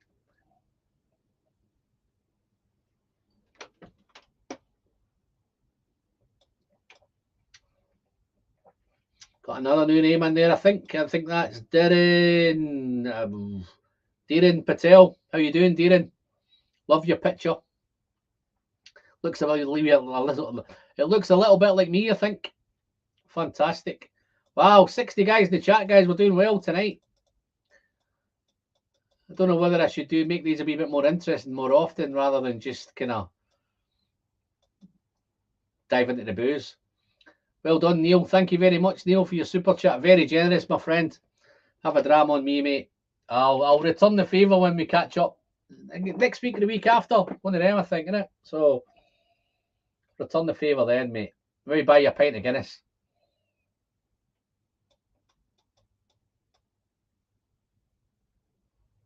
Okay, here's the question, man. Do you drink other spirits like rum or cognac? I used to be, in my younger days, before I drank, I've only been drinking whiskey now for probably about 10 years maybe now, I think, if it's even as long. I don't even think it's as long as that, man. I don't think it's as long as 10 years, but back in the day when I was younger, I did like a rum, but it was purely to get pissed. It was when I was out and about, it was rum and coke or brandy and coke. Here's one, guys, that you should ever try. If you want to go out and get hammered, you're out chasing women and picking up women, and you want to order yourself a nice double brandy and pour some Red Bull in it. That's what you'd class as a real classy drink, mate. That sets you up for the night. Them long nights when you're out till like 4 in the morning. Absolutely fantastic. But I'm glad to see them days are gone now, guys. Purely the whiskey for me now. I do like a bit of Guinness. I'm definitely a Guinness man. The old lagers from now and again. I like a bit of, Chinese beer. If in Chinese restaurants, I tend to have the Chinese beer. I'm in Indian restaurant, I tend to have the Indian beer. That kind of go with the flow. I'm not really that kind of... okay. Daniel Calabero, how you doing, buddy? Nice to see you again. Venezuela, to you all, guys. I'm a huge fan of Springbank 12 cask strength. What are your favourite recent batches? Well, I haven't tried the latest one. And I think the one before it was the 100% bourbon. And I wasn't a big fan of that. But the previous two, I'm a fan of the sherry bourbon mix. I think the 50-50. I think the last couple have been 50-50, I think. And maybe 65-35 in favour of sherry. But I haven't tried the last one, if that makes sense. But if anybody in the chat's tried it, you might be able to help out Daniel there and let him know. How easy in Venezuela, Daniel, is it to get a hold of Springbank 12 then? Cheers, Alan. I think the whole whiskey scene is going to be slowing down with the inflation out of control. Just my 2 cents. No, you may be right, mate. I think everything in the world's gone nutty in a minute, but will it be interesting to see how these next couple of auctions go? Because I think there's lots and lots of Springbank and Kilkerran on them. So I think I've seen First Phil there as well. How you doing, First Phil, buddy? Nice to see you, mate. Yeah, Ardbeg 8. It's terrific, Alan. The committee release I always find really fantastic bottling. It's the prices that scare me. Yeah, I've actually reviewed the Ardbeg 8. Loved it. And I don't think it broke the bank. I think for that committee release, I think it was about £60 maybe. I think I paid for it from Ardbeg. And then I'm hoping that Ardbeg 8 becomes a part of the core range, like the Lagavulin 8 did. I'm really hoping that they can bring that out as a standard core range. I think it'd be a great addition to the core range. That Ardbeg 8. Really loved it. Fantastic. And as you all know, I'm not the biggest peathead in the world, but I'm getting there. There we go. Bill's going to be cautious. Don't be cautious, Bill. Kilkerran 12 it might be one of my only Kilkerran I'll ever get. Yeah. No, I'm not too sure in America whether that. I don't know how Kilkerran is in America. Whether it's, I think it's like Glencadam. I believe Glencadam over there is what they class as bottom shelf Scotch in America. And I think if you shop around, it's pretty easy to pick up that Glencadam 10. Not too sure how Kilkerran's doing over there. Some of the guys in the States might be able to let us know. How you doing, Cohen? Nice to see you, buddy. Nice to pop in. We've been going for just coming up for an hour and a half now. We've been discussing the FOMO, Springbank FOMO, how hard it is to get a hold of it. What are we doing as alternatives? Where are we going instead? Are we going to go to Ben Romack? Are we going to go to Ben? I think you might be going to Ben Nevis. Ben Romack's, Ben Nevis's, Edradeurs. What kind of suggestions you got as an alternative to Springbank? Not necessarily Springbank 10, but Springbank 12 cast strength, Springbank 15, Springbank 18, all those Hazelburns. Where are you? If you're struggling to pick them up now, where are you going to get your whiskey fix from? Everybody's saying hello to Cohen. Whiskey friends from England are all over the 6 weeks. Whiskey friends from England are over for a 6 weeks. Okay. When they leave, I'll give them a sample of Kilkerran 8, B1, and maybe the latest to send to you. I'll mail you the details. Oh, fantastic, mate. That'd be great. Wonderful. Let me see if I can pop. Let me see if I can pop my email address up on here, mate. Let me see if I can find my email address. That'd be fantastic, man. Yeah, I'm going to put this up. So let me just change that. I may as well just do another bit of advertising while I'm here. If you want to pick up some batch 3 Whiskey Friend coins, doing the Hatch coins, Whiskey Battle coins, drop me an email. So, Antal, if you drop me an email to that, mate, I can catch up with you and I can discuss it in a wee bit more detail, buddy. Is that all right? Yeah. Very generous, my friend.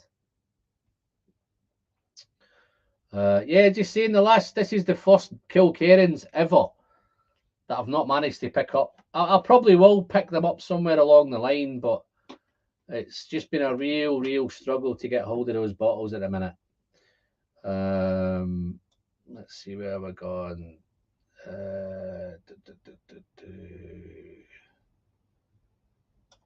Okay, let's have a look. Here's one here. I saw the new Glendronach cast strength and it's non-chill filtered. Now we know they aren't going to chill filter everything. Wow, okay. I think the cast strength things, I think that's where I don't think we're at. I don't think there's a plan to do cast strengths. I think it's the 46s. So I think you're looking at your 15s, mate. So your 15s, certainly your 18s are still at 46%. That's the ones we're worried about. I think the 12-year-old even the 12-year-old at 43% was non-chill filtered. I think they're definitely probably going to be chill filtered now. I think the 15 and the 18, I think the 48 ABV 21 might just escape it. But I certainly think the cast strength ones, I don't think there's really any need to chill filter the cast strength whiskey. So I think that's probably why. I think the high end stuff, the high ABV stuff, certainly won't be. But it's anything around about the 40, 43, 46% stuff that I think it will be. Our big site, 57, limit of 6 bottles. Yeah. Wow. Okay. So there's plenty of it. So I'm really crossing my fingers that becomes part of the core range.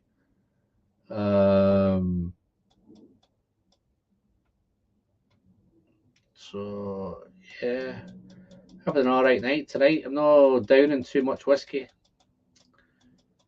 Try to keep up with the chat. I think I let the chat slip a little bit last week. I got tied up with the certainly the guests that had some good guests on last week, so I got stuck there. I think these are all kind of chatting to each other. Belmont Teeth, is the Craig Ellicky 17 that much better than the 13 considering the price difference? I've not actually tried the 17 yet, Bill. I'm looking to try and pick one of them up. I think there's a wee bit of a price hike in it, but it's that extra 4 years. I suppose it's anything. I think the great value is in the 13. It's going to be tough to beat. Oh, here we go. How we doing? Rob and Lila, how's it going?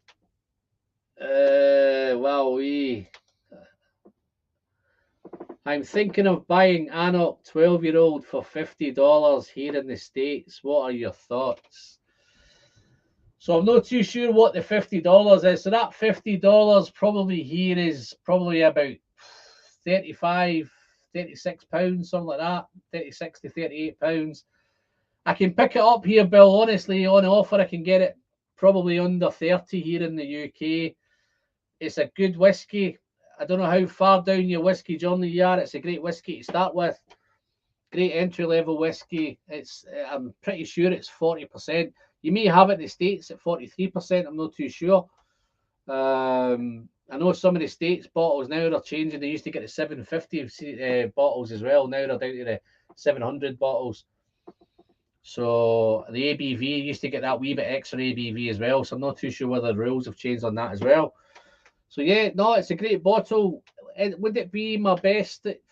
I'm not too sure. I can give you a couple of bottles that would be comparison to it, Rob, which would be if you can pick up a Glenallachie 12 for round that kind of money.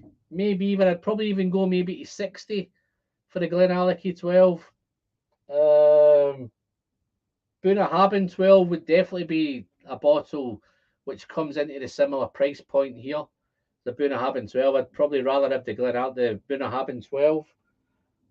Just trying to think some other sherry ones. Glengoyne 12. I don't know what you would get the Glengoyne 12 for. Tamdhu.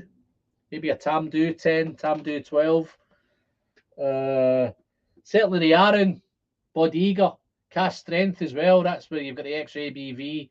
Not too sure how much more that's taking your budget up. So the $50. They do some really nice Arran wine finishes as well. The Amarone wine's really nice. I can get that here for about £42. So Amarone wine. So yeah, there's a few there. But your Annock, you won't go wrong with the Annock. But yeah, there's a few others that I'd probably jump before it. But yeah, nice to have you in, guys. Hope you're enjoying the night. Hope you're having a good time over there. Always great to have you. There's Vlad. How you doing, Vlad? Vlad, the Whiskey Malt content. Guys, if you've not checked out Vlad's channel, guys, dive over and have a look. I think he's just recently started doing more in English. There used to be a Polish channel. Don't know if you still do your Polish channel, Vlad, but yeah, check him out. Well, have a wee look through now. Looks like another new name. KLG223, love rum. Yeah, no, I like a rum. I like rum when I visit the Caribbean. I don't know whether it's me just being a wee bit kind of biased, but I tend to have a wee bit more rum when I'm in the Caribbean. I like a bit of rum, that spiced rum. I like the Kraken. So basic rums for me, to be fair. I'm not a connoisseur of rum, but I do like a rum. But I tend maybe to do rum maybe mixed with something. I like it mixed, even maybe same with the brandies as I tend maybe to mix them. Maybe it tends to be more on a holiday, that kind of idea when I'm out on holiday and picking them up. So yeah, so we're flying through that first hour and a half. That's went pretty quick, guys, isn't it? Eh? I think I might be able to get out here in 2 hours. I might just do myself a favour, have an early night tonight. I don't know, Doc's talking about Glen Scotia, but for me, that was probably my distillery of the year last year was Glen Scotia. And I think, guys, if you're looking for alternatives to Springbank, you won't go much wrong by looking at the Glen Scotia. They're all, the core range is fantastic. Even the double cask is fantastic. The 15 is exceptional. The 18 is wonderful. I have reviewed the 25, but I think the 25 is just getting into maybe just too much money now for that. But yeah, absolutely fantastic core range. Also, single casks, lots and lots of single casks. Tip my hat to the Loch Lomond distillers for looking after that brand, because I do remember when it was a Ugly Duckling. Yeah, Daniel's right. Edradour and Lacheg, both perfect. Ben Nevis could go into that as well, that category. Wow. I've been trying blended whiskey, and the IBs was persuaded to try Antiquary 15 Bordeaux red wine. It's decent in my opinion, but I'm a novice. What are you, Alan, and the live chatters discovering? Yeah, no, I have a sweet tooth, Michael, so I quite like anything sherried. Sherried, wine finished. See, Amarone was fantastic. The Arran, the Bodega's great. Lots of sherry finishes. I'm doing a lot of Glenallichies in a minute. I've just done a little spate of Glenallachie videos. That's wood finishes and wine finishes. I've done the Oloroso Wood. I've done the. I think there's one coming out later in the week. This week, I think I've done a 13 Madeira, picking up Madeira. I've just done some fantastic Texas whiskies last week with Madeira finishes, Texas Madeira as well at that. So they were fantastic. But yeah, no, anything fruity, sweet, wine finished. I know a lot of guys in the chat are probably going to be either peat heads. I'm going down the peat road and I'm loving the peat mixed with some Oloroso, maybe some sherry mixes in there. I love the Loch Gorm, Kilhoman Loch Gorm. 100% Oloroso, fantastic. Or 100% sherry. The Sanag was great, Kilhoman. So that was my first two kind of Kilhomans. I did a bourbon small batch Kilhoman, which was great as well. But yeah, no, I've no tend to go down the blend road much. I think if you're into blended, maybe try some Compass Box. Compass Box do a nice lot of Scotch blends. Spice Tree's fantastic. Great place to start with Compass Box, with Spice Tree. Spaniard was nice as well. Campbelltown Lock ring down very well tonight. Okay, so he's on the Campbelltown. I do have a bottle of the Campbelltown Lock. So I do have that. If I've got time, guys, I might crack that one open. And I might try another one of these little Loch Lomond Olorosos. Just going to finish off this Macallan Edredor blend that I've made. Wow, fantastic on the nose, this. I happen to like Benromach cast strength. Ben Nevis 10 is pretty nice, but not easy to find for me. Yeah, no, I've got a really nice. I did a bottle share with one of the whiskey lads, and I picked up a Benromach. Not Benromach, Ben Nevis. Let's see if I can find it. See if I've got the right one. That little Ben Nevis there. Look at that little bad boy. Ben Nevis 8 sherry cask. 56.6. Absolutely incredible. Dark, that's back to motor oil again. So that's been great. A couple of the ones I've picked up recently, guys, when I was up in Scotland, I picked up a SMWS as well, which I was blown away by. You might have heard me discuss it in the last week's live. Let me see if I can get it over here. This little one here, SMWS. It's a Glen Scotia.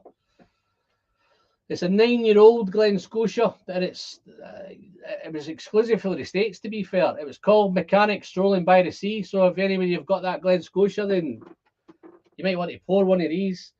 But I picked this up in the SMWS in Edinburgh. And what they've done, they've actually taken this 9-year-old and they've put it in I'm pretty sure it was an Oloroso cask. Ex-Oloroso cask for another 2 years. 61.1% ABV. Look how well I'm getting through that, guys. It's just incredible stuff. So I'm picking up some good stuff at the minute without getting the Springbanks. Glenmarie is another one if I'm looking for a distillery. Tim, if you're up towards Inverness and up towards Elgin, you might want to pay Glenmarie a visit. You pick up some really, really nice Glenmaries. Managed to pick up this port cask finish. This might get me over not getting the Kilkerran 8. So I've got this. I think this is, where are we? 2009. 10-year-old Glenmarie port. 55.1% ABV. So I've been picking up loads. I've been picking up, as I say, the 3 Cadenheads. I've picked up Cragganmore 12 special edition one, the limited edition one with a big fancy packaging. The Cragganmore 12, that one's lovely. Higher ABV as well. I think it's cast strength ABV. I'm trying to think what else I've picked up recently. Lots of Glenallachys. I've picked up another couple of the Glenallachie 14s, which just blew me away. A couple of teapots, drams at Glengoyne. I've managed to pick up a couple of bottles. Just talking about the I'm actually wondering whether I spoke about this on my second part of this video or the first part that you never saw. You know, the Springbank did the 10 for the Ukraine. Fantastic for that. Still think they missed the trick. But so did Wolfburn. Wolfburn did one as well. I think I picked up a couple of bottles of those. I think they're getting delivered tomorrow. I've picked up 2 bottles of the Ukraine 7-year-old 46% non-chill filtered, and their Ukraine special bottles as well. So I'm really looking forward to getting them. So I've been picking up lots and lots of bottles. I see I've just picked up another one of the Ben Romack cast strengths. I've picked up a couple of bottles of the periodical, so I've got a couple of bottles of that. Been a busy boy lately. Better not let the wife find out, but yeah, no. So let's send this down a hatch and get something else in. So just for all you guys that's come in, we've just been discussing earlier about hard to find whiskies, man. So what are you finding? It might be interesting to find what some of the bourbon takes, what some of the American guys take is. What is this one? This chat comes up. This chat comes up in a weird order for Alan. Try to see what I'm trying to keep up with you. I'm trying to do my own thing here and keep up with you guys at the same time. Doesn't take long for me to miss you. I think I'm seeing Frank getting off there. Thanks very much, Frank, for popping in. James is asking, you pick up some cheaper brands, and if you can transfer the taste to a hitter, also good sherry bomb, any blends that pass the muster, Michael Wood.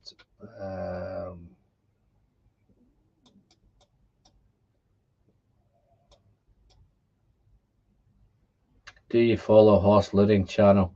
Yeah, I've watched Horse.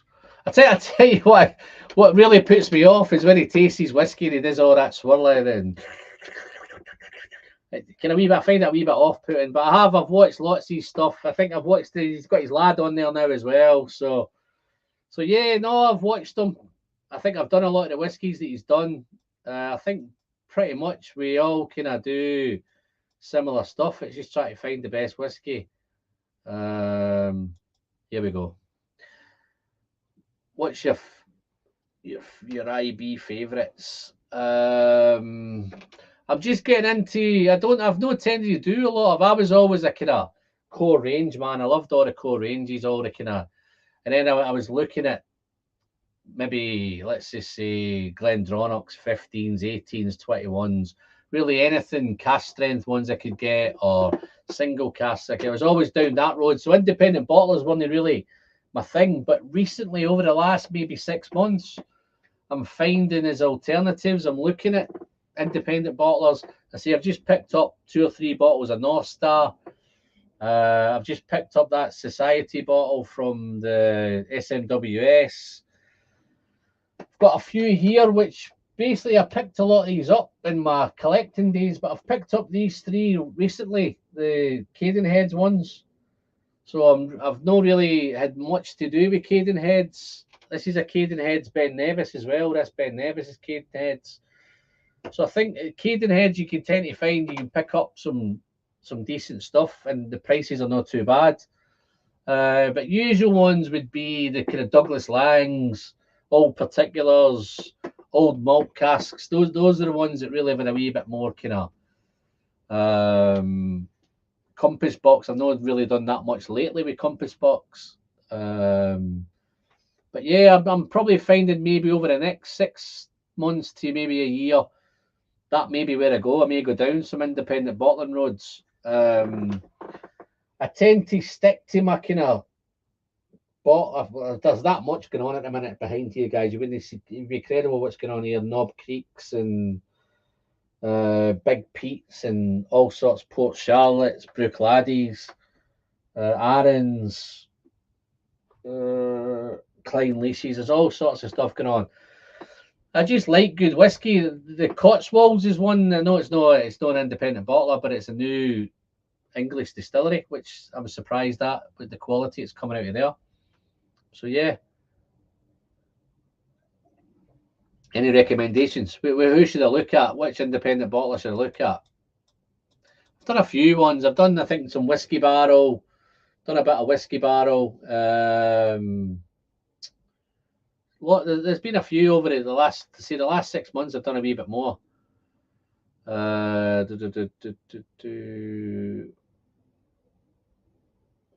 What is Vlad saying there? Reviews agree, but 50 cl bottle. Vlad, are you talking about the periodical? That one. Is that what you're talking about there? I tell you the reason with the 50. I don't know if you're aware of what's going on with it. They buy leftover casks, something that's been bottled and there's a bit left over. They tend to pick those up, and I think the idea of the 50 cl bottles is they can get as much of this to as many people as they can. I think this one here, there was 180 bottles came out of it. So I've not done the maths, but I think if you did that the other way around, you might be looking at maybe something really low yield, maybe 120 bottles, maybe something like that. I'm not too sure of the maths. But I think with 180 bottles out there, then more people get a chance to get it. They're never going to go over £50, and they're doing the 50% ABV as well. So, yeah, it's one I've had lots of samples of that 1770 sent to me, but I've never really got into it. Alberto, how you doing, Alberto? Yo, cheers, SA, Texas, brother. I love the content. The pleasure is definitely in the sharing, my friend. Cheers, fella. Pleasure in the sharing. Always remember to send some good whiskey down the hatch.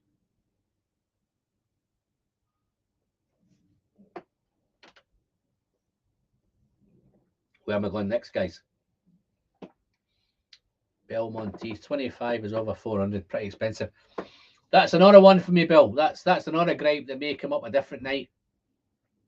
Glengoyne was one of my babies. Loved it. Got it here. Glengoyne 25. This is my third bottle of this. But I remember I picked my first bottle up for £222.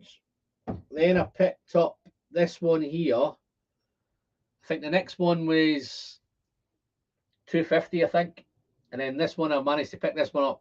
This was cheaper at auction. I could buy this cheaper at auction than I could on retail. So I picked this up for £2.99 at auction.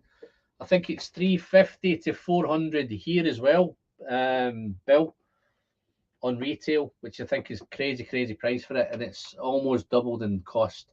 And I'm not too sure. I think with that extra cost, I'm not too sure if it tastes as good as it was at $250. Got the coach popping in. How you doing, coach? Cheers from East Coast Canada. If you're looking for a reason to visit Canada, join us for the NB Spirit Festival. Great time, great people, great whiskey. Have a nice day. Thank you very much, buddy. Try my best. I don't know how quickly I'll get to Canada, but let's keep it when you get some great stuff. Glen Murray at the distillery, ask for Ian or Emma. Yeah, no, I'd definitely pay that a visit, Tim, if you get there. Looking forward to trying that 1770 Glasgow Peated Sherry when I get to Scotland. So take it you're not here yet, Tim. Tim, when are you coming over? Some fun of the special warehouses. Yeah, no, you'll be surprised how big Glen Murray is. Your bottle collection is even better than Roy's. Wow. Next time I'm down in Manchester, you're definitely getting a knock at the door. Ben, you're very more than welcome, mate. Anytime you want to come, you can certainly pop over. I'm still not too sure my bottle collection's better than Roy's, but there's definitely enough here, and there's twice as much indoors as well. So there's I definitely have no shortage of whiskey. So you're very welcome, my friend. Let's have a look. I can't pay stupid prices for whiskey since I have to pay stupid prices for shipping whiskey to Venezuela. Anyway, a friend got me a bottle of Kilkerran sherry cask at a fair price. Fantastic. You'll love it. I hope it wasn't last year's one. If you like sulphur, then you'll be okay. But there's two. There's a 57.1. I think it's a 56.9 is the sulphury one. and I'm not too sure what the new one is. I think the new one's running about the 56 point odd again. The new one's quite nice, the 2021 version. But yeah, no, Ben, anytime you're in, anybody, guys, anytime you're in Manchester, just drop me an email, man. I'm happy to try and catch up, whatever. That Barella was amazing.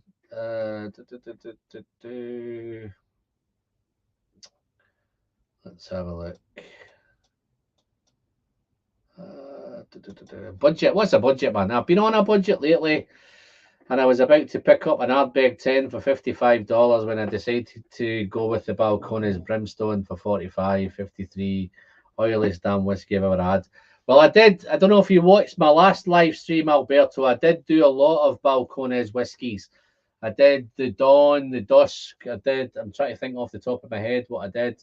I did one Balcones that only 18 bottles came out of the cask. I was very privileged to get that from Zach, so I'm very thankful for Zach for that.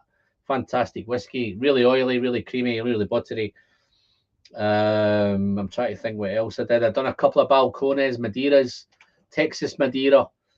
I did a load of Texas ones last week.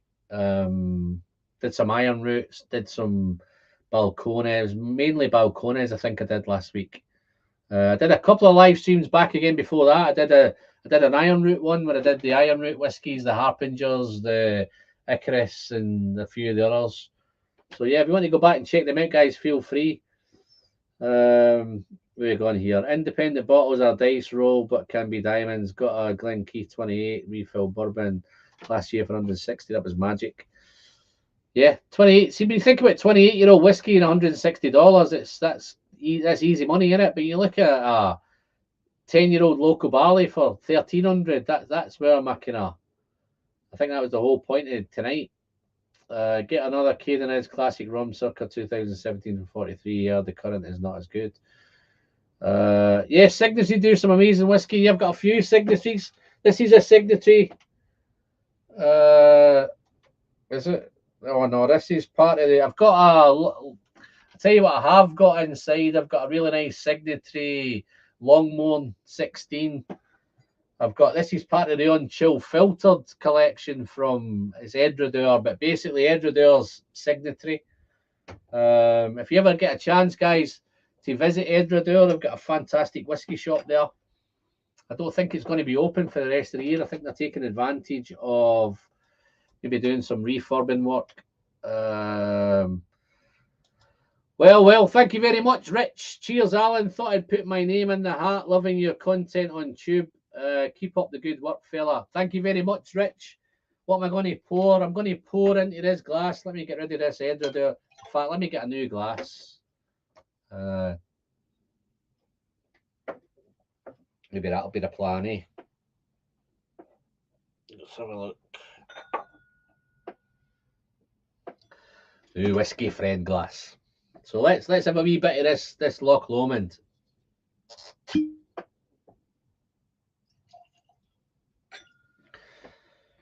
But yeah, this is probably one of the videos I've got coming up sometime this week, guys. I think this might be. I don't think it's. I'm gonna film this tomorrow. I think this periodical. So yeah, I have done it for Patreon. So the Patreons have saw my first kind of impressions. What I tend to do with the Patreon videos now, guys, is whenever I open something, they get to see it first. They get the bottle opening. They get the kind of first impressions. And then what I tend to do is spend a couple of weeks with it and then go back and review it full. But this is absolutely fantastic. This one. This is Loch Lomond Croft and Gear, which is it's Loch Lomond's heavily peated, which I was surprised to find. But when you nose this, guys, there's no peat on the nose. And it's the most amazing heavily peated whiskey you'll ever smell, because if you're not a peaty head, then you'll love this. It's beautiful bourbon cask. That Oloroso's there as well. It's definitely marshmallows and vanillas and honeys and toffees and those berry fruits. There's just so much going on. But when you nose it, there's no peat. And then when you dive into the palate, which I'm going to do now,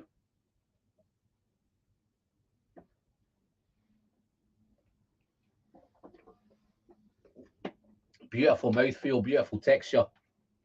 spicy. There's the sooty dryness, a little bit of wood in there as well, but it's so spicy, mega spicy. Strawberries, berry fruit, so much going on. Bit of red apple, wonderful.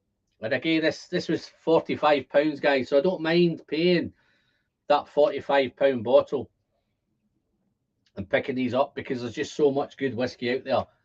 And I think I'm probably going to have enough Springbank to do me for a wee while anyway.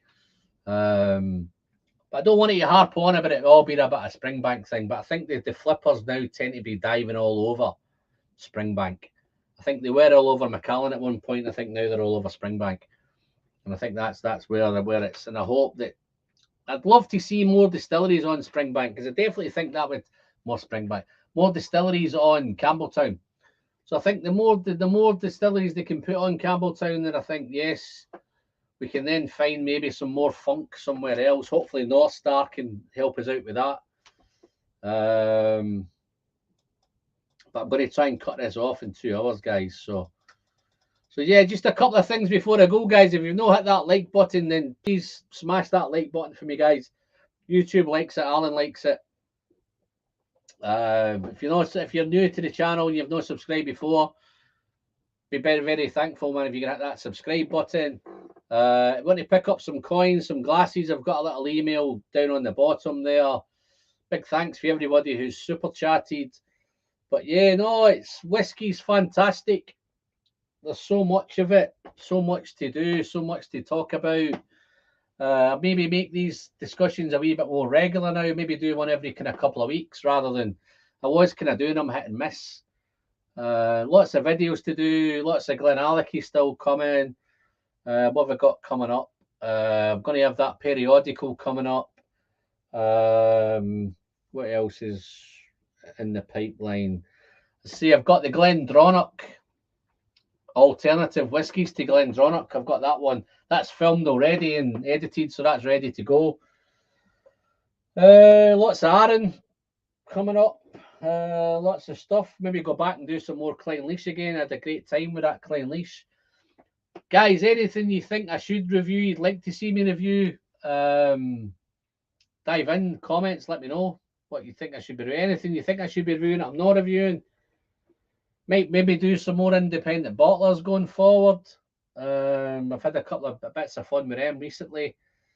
But yeah, fantastic. I think I'm going to get an early night, guys.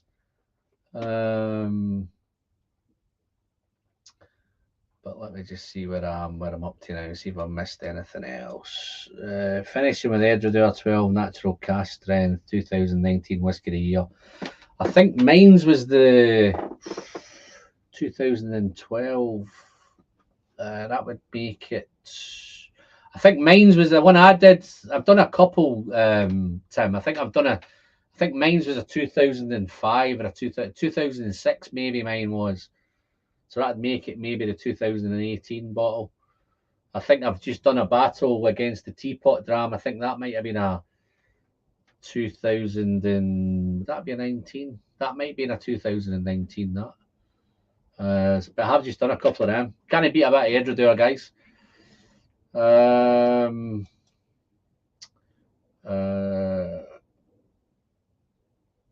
All right, let's have a look. See if there's a question chat at the Whiskey Friend. What distilleries have better independent bottlings than distillery releases? I'll start. Linkwood. Okay.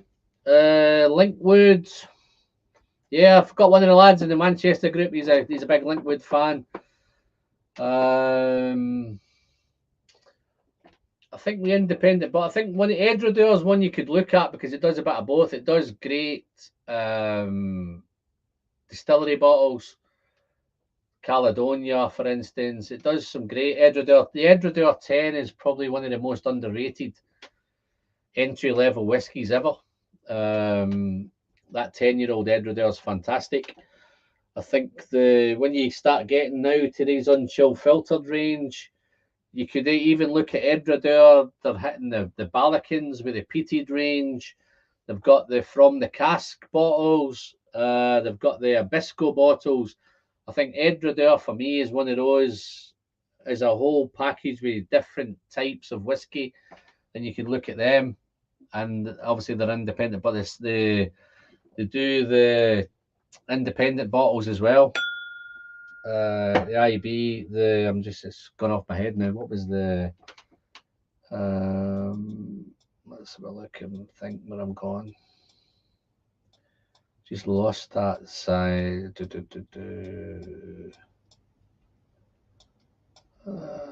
But yeah, no, that's a good one. I think you're looking at even little things like Blair Athol. You find some really nice independent bottlers of Blair Athol.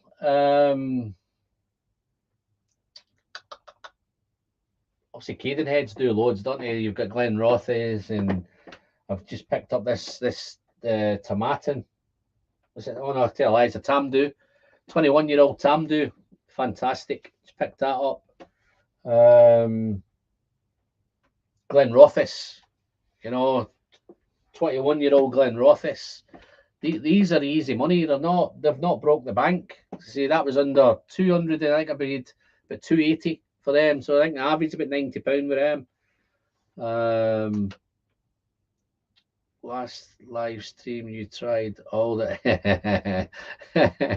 I don't think I did do them all, man. I know I went through a few of them, but no, I had a really, really nice package delivered from. It was Zach Andrews sent me that over from Texas, and I was overwhelmed at how many kind of balcones were in that. Did a few iron roots as well, so I've had a really good time over the last couple of years when it comes to bourbons and stuff like that. I've had a lot of really nice stuff. I've had some fantastic stuff sent. The Dram Yankees, a lot to do with that. He sent me loads of great stuff. E.H. Taylor's. I've done the midwinter nights Dram. I've done a couple of those midwinters. I've done kind of, where are we? What else am I looking at? I've done lots of stuff. Stag Juniors. I've done Angels Envies. I've done lots of Elijah Craig's. The list is endless, guys. I've done loads and loads. It's just a wee bit disappointing. Maybe you could tell me in the chat, guys, when I do a bourbon video, a lot of guys tend not to watch them. Are you watching because you're not watching because it's bourbon? Are you not watching because you probably can't get a hold of it? Or is it you just purely watch Scotch videos? It'd be interesting to know, because I'd like to do a wee bit more. Purely when I'm doing these bourbon videos now, I'm not expecting lots of hits. I'm just purely doing those videos because I just want to share my experience that I get with these beautiful bourbons. Some are a wee bit more complex than others. I know that a lot of people don't think it's the most complex spirit in the world, but I've definitely tried a few complex ones. Dalrata Distillery, we were in yet. No, absolutely fantastic. I've got it on my notes tonight to mention Dalriata. We've been running in a few years, Campbelltown. I actually think Campbelltown needs something else on there to kind of. I think they might be planning permission for two of them, really. So I can't remember off the top of my head what the other one was, but I think there's planning permission for a second one. I got the same experience with Cadenhead's 9-year-old Kalila bourbon, Hogsheads, no peat on the nose, but loads of soot on the palate. Great stuff. No, this Loch Lomond's fantastic as well. I would never have known it was a Loch Lomond. I probably don't drink enough peated Loch Lomond anyway. It's nothing like the Loch Lomond 12. There's a late guy popping in. He keeps asking me about this. Papa Q, how you doing, buddy? He's one of my patrons. He keeps asking me about the Speyburn 15.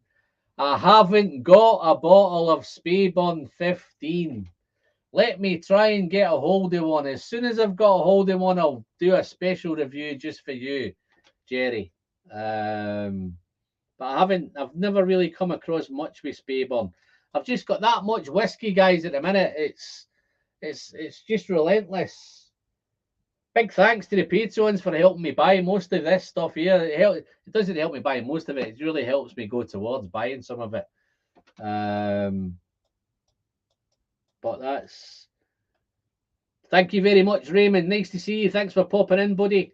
I'm going to get out here in the next 2-3 minutes, mate. I'm not going to hang around much longer. The weather's a wee bit rough tonight, so Just make sure I've not missed anything before I get off. So, there's. Thanks for hanging around to the end, Ben. I have said it's lots tonight to try James Eady. I've done a couple of James Eadys. Price. Oh, don't tell me about Palo Catado, man. Oh, mamma mia. I tell you guys, if I was going to recommend a Palo Catado whiskey at the minute, is if you ever get a chance to see it or you see it on a shelf somewhere, it's the Aaron 12 Master of Distilling. It's to commemorate 12 years of James McTaggart on Aaron. You can't miss it because it comes in a black tube and he's done up like James Bond.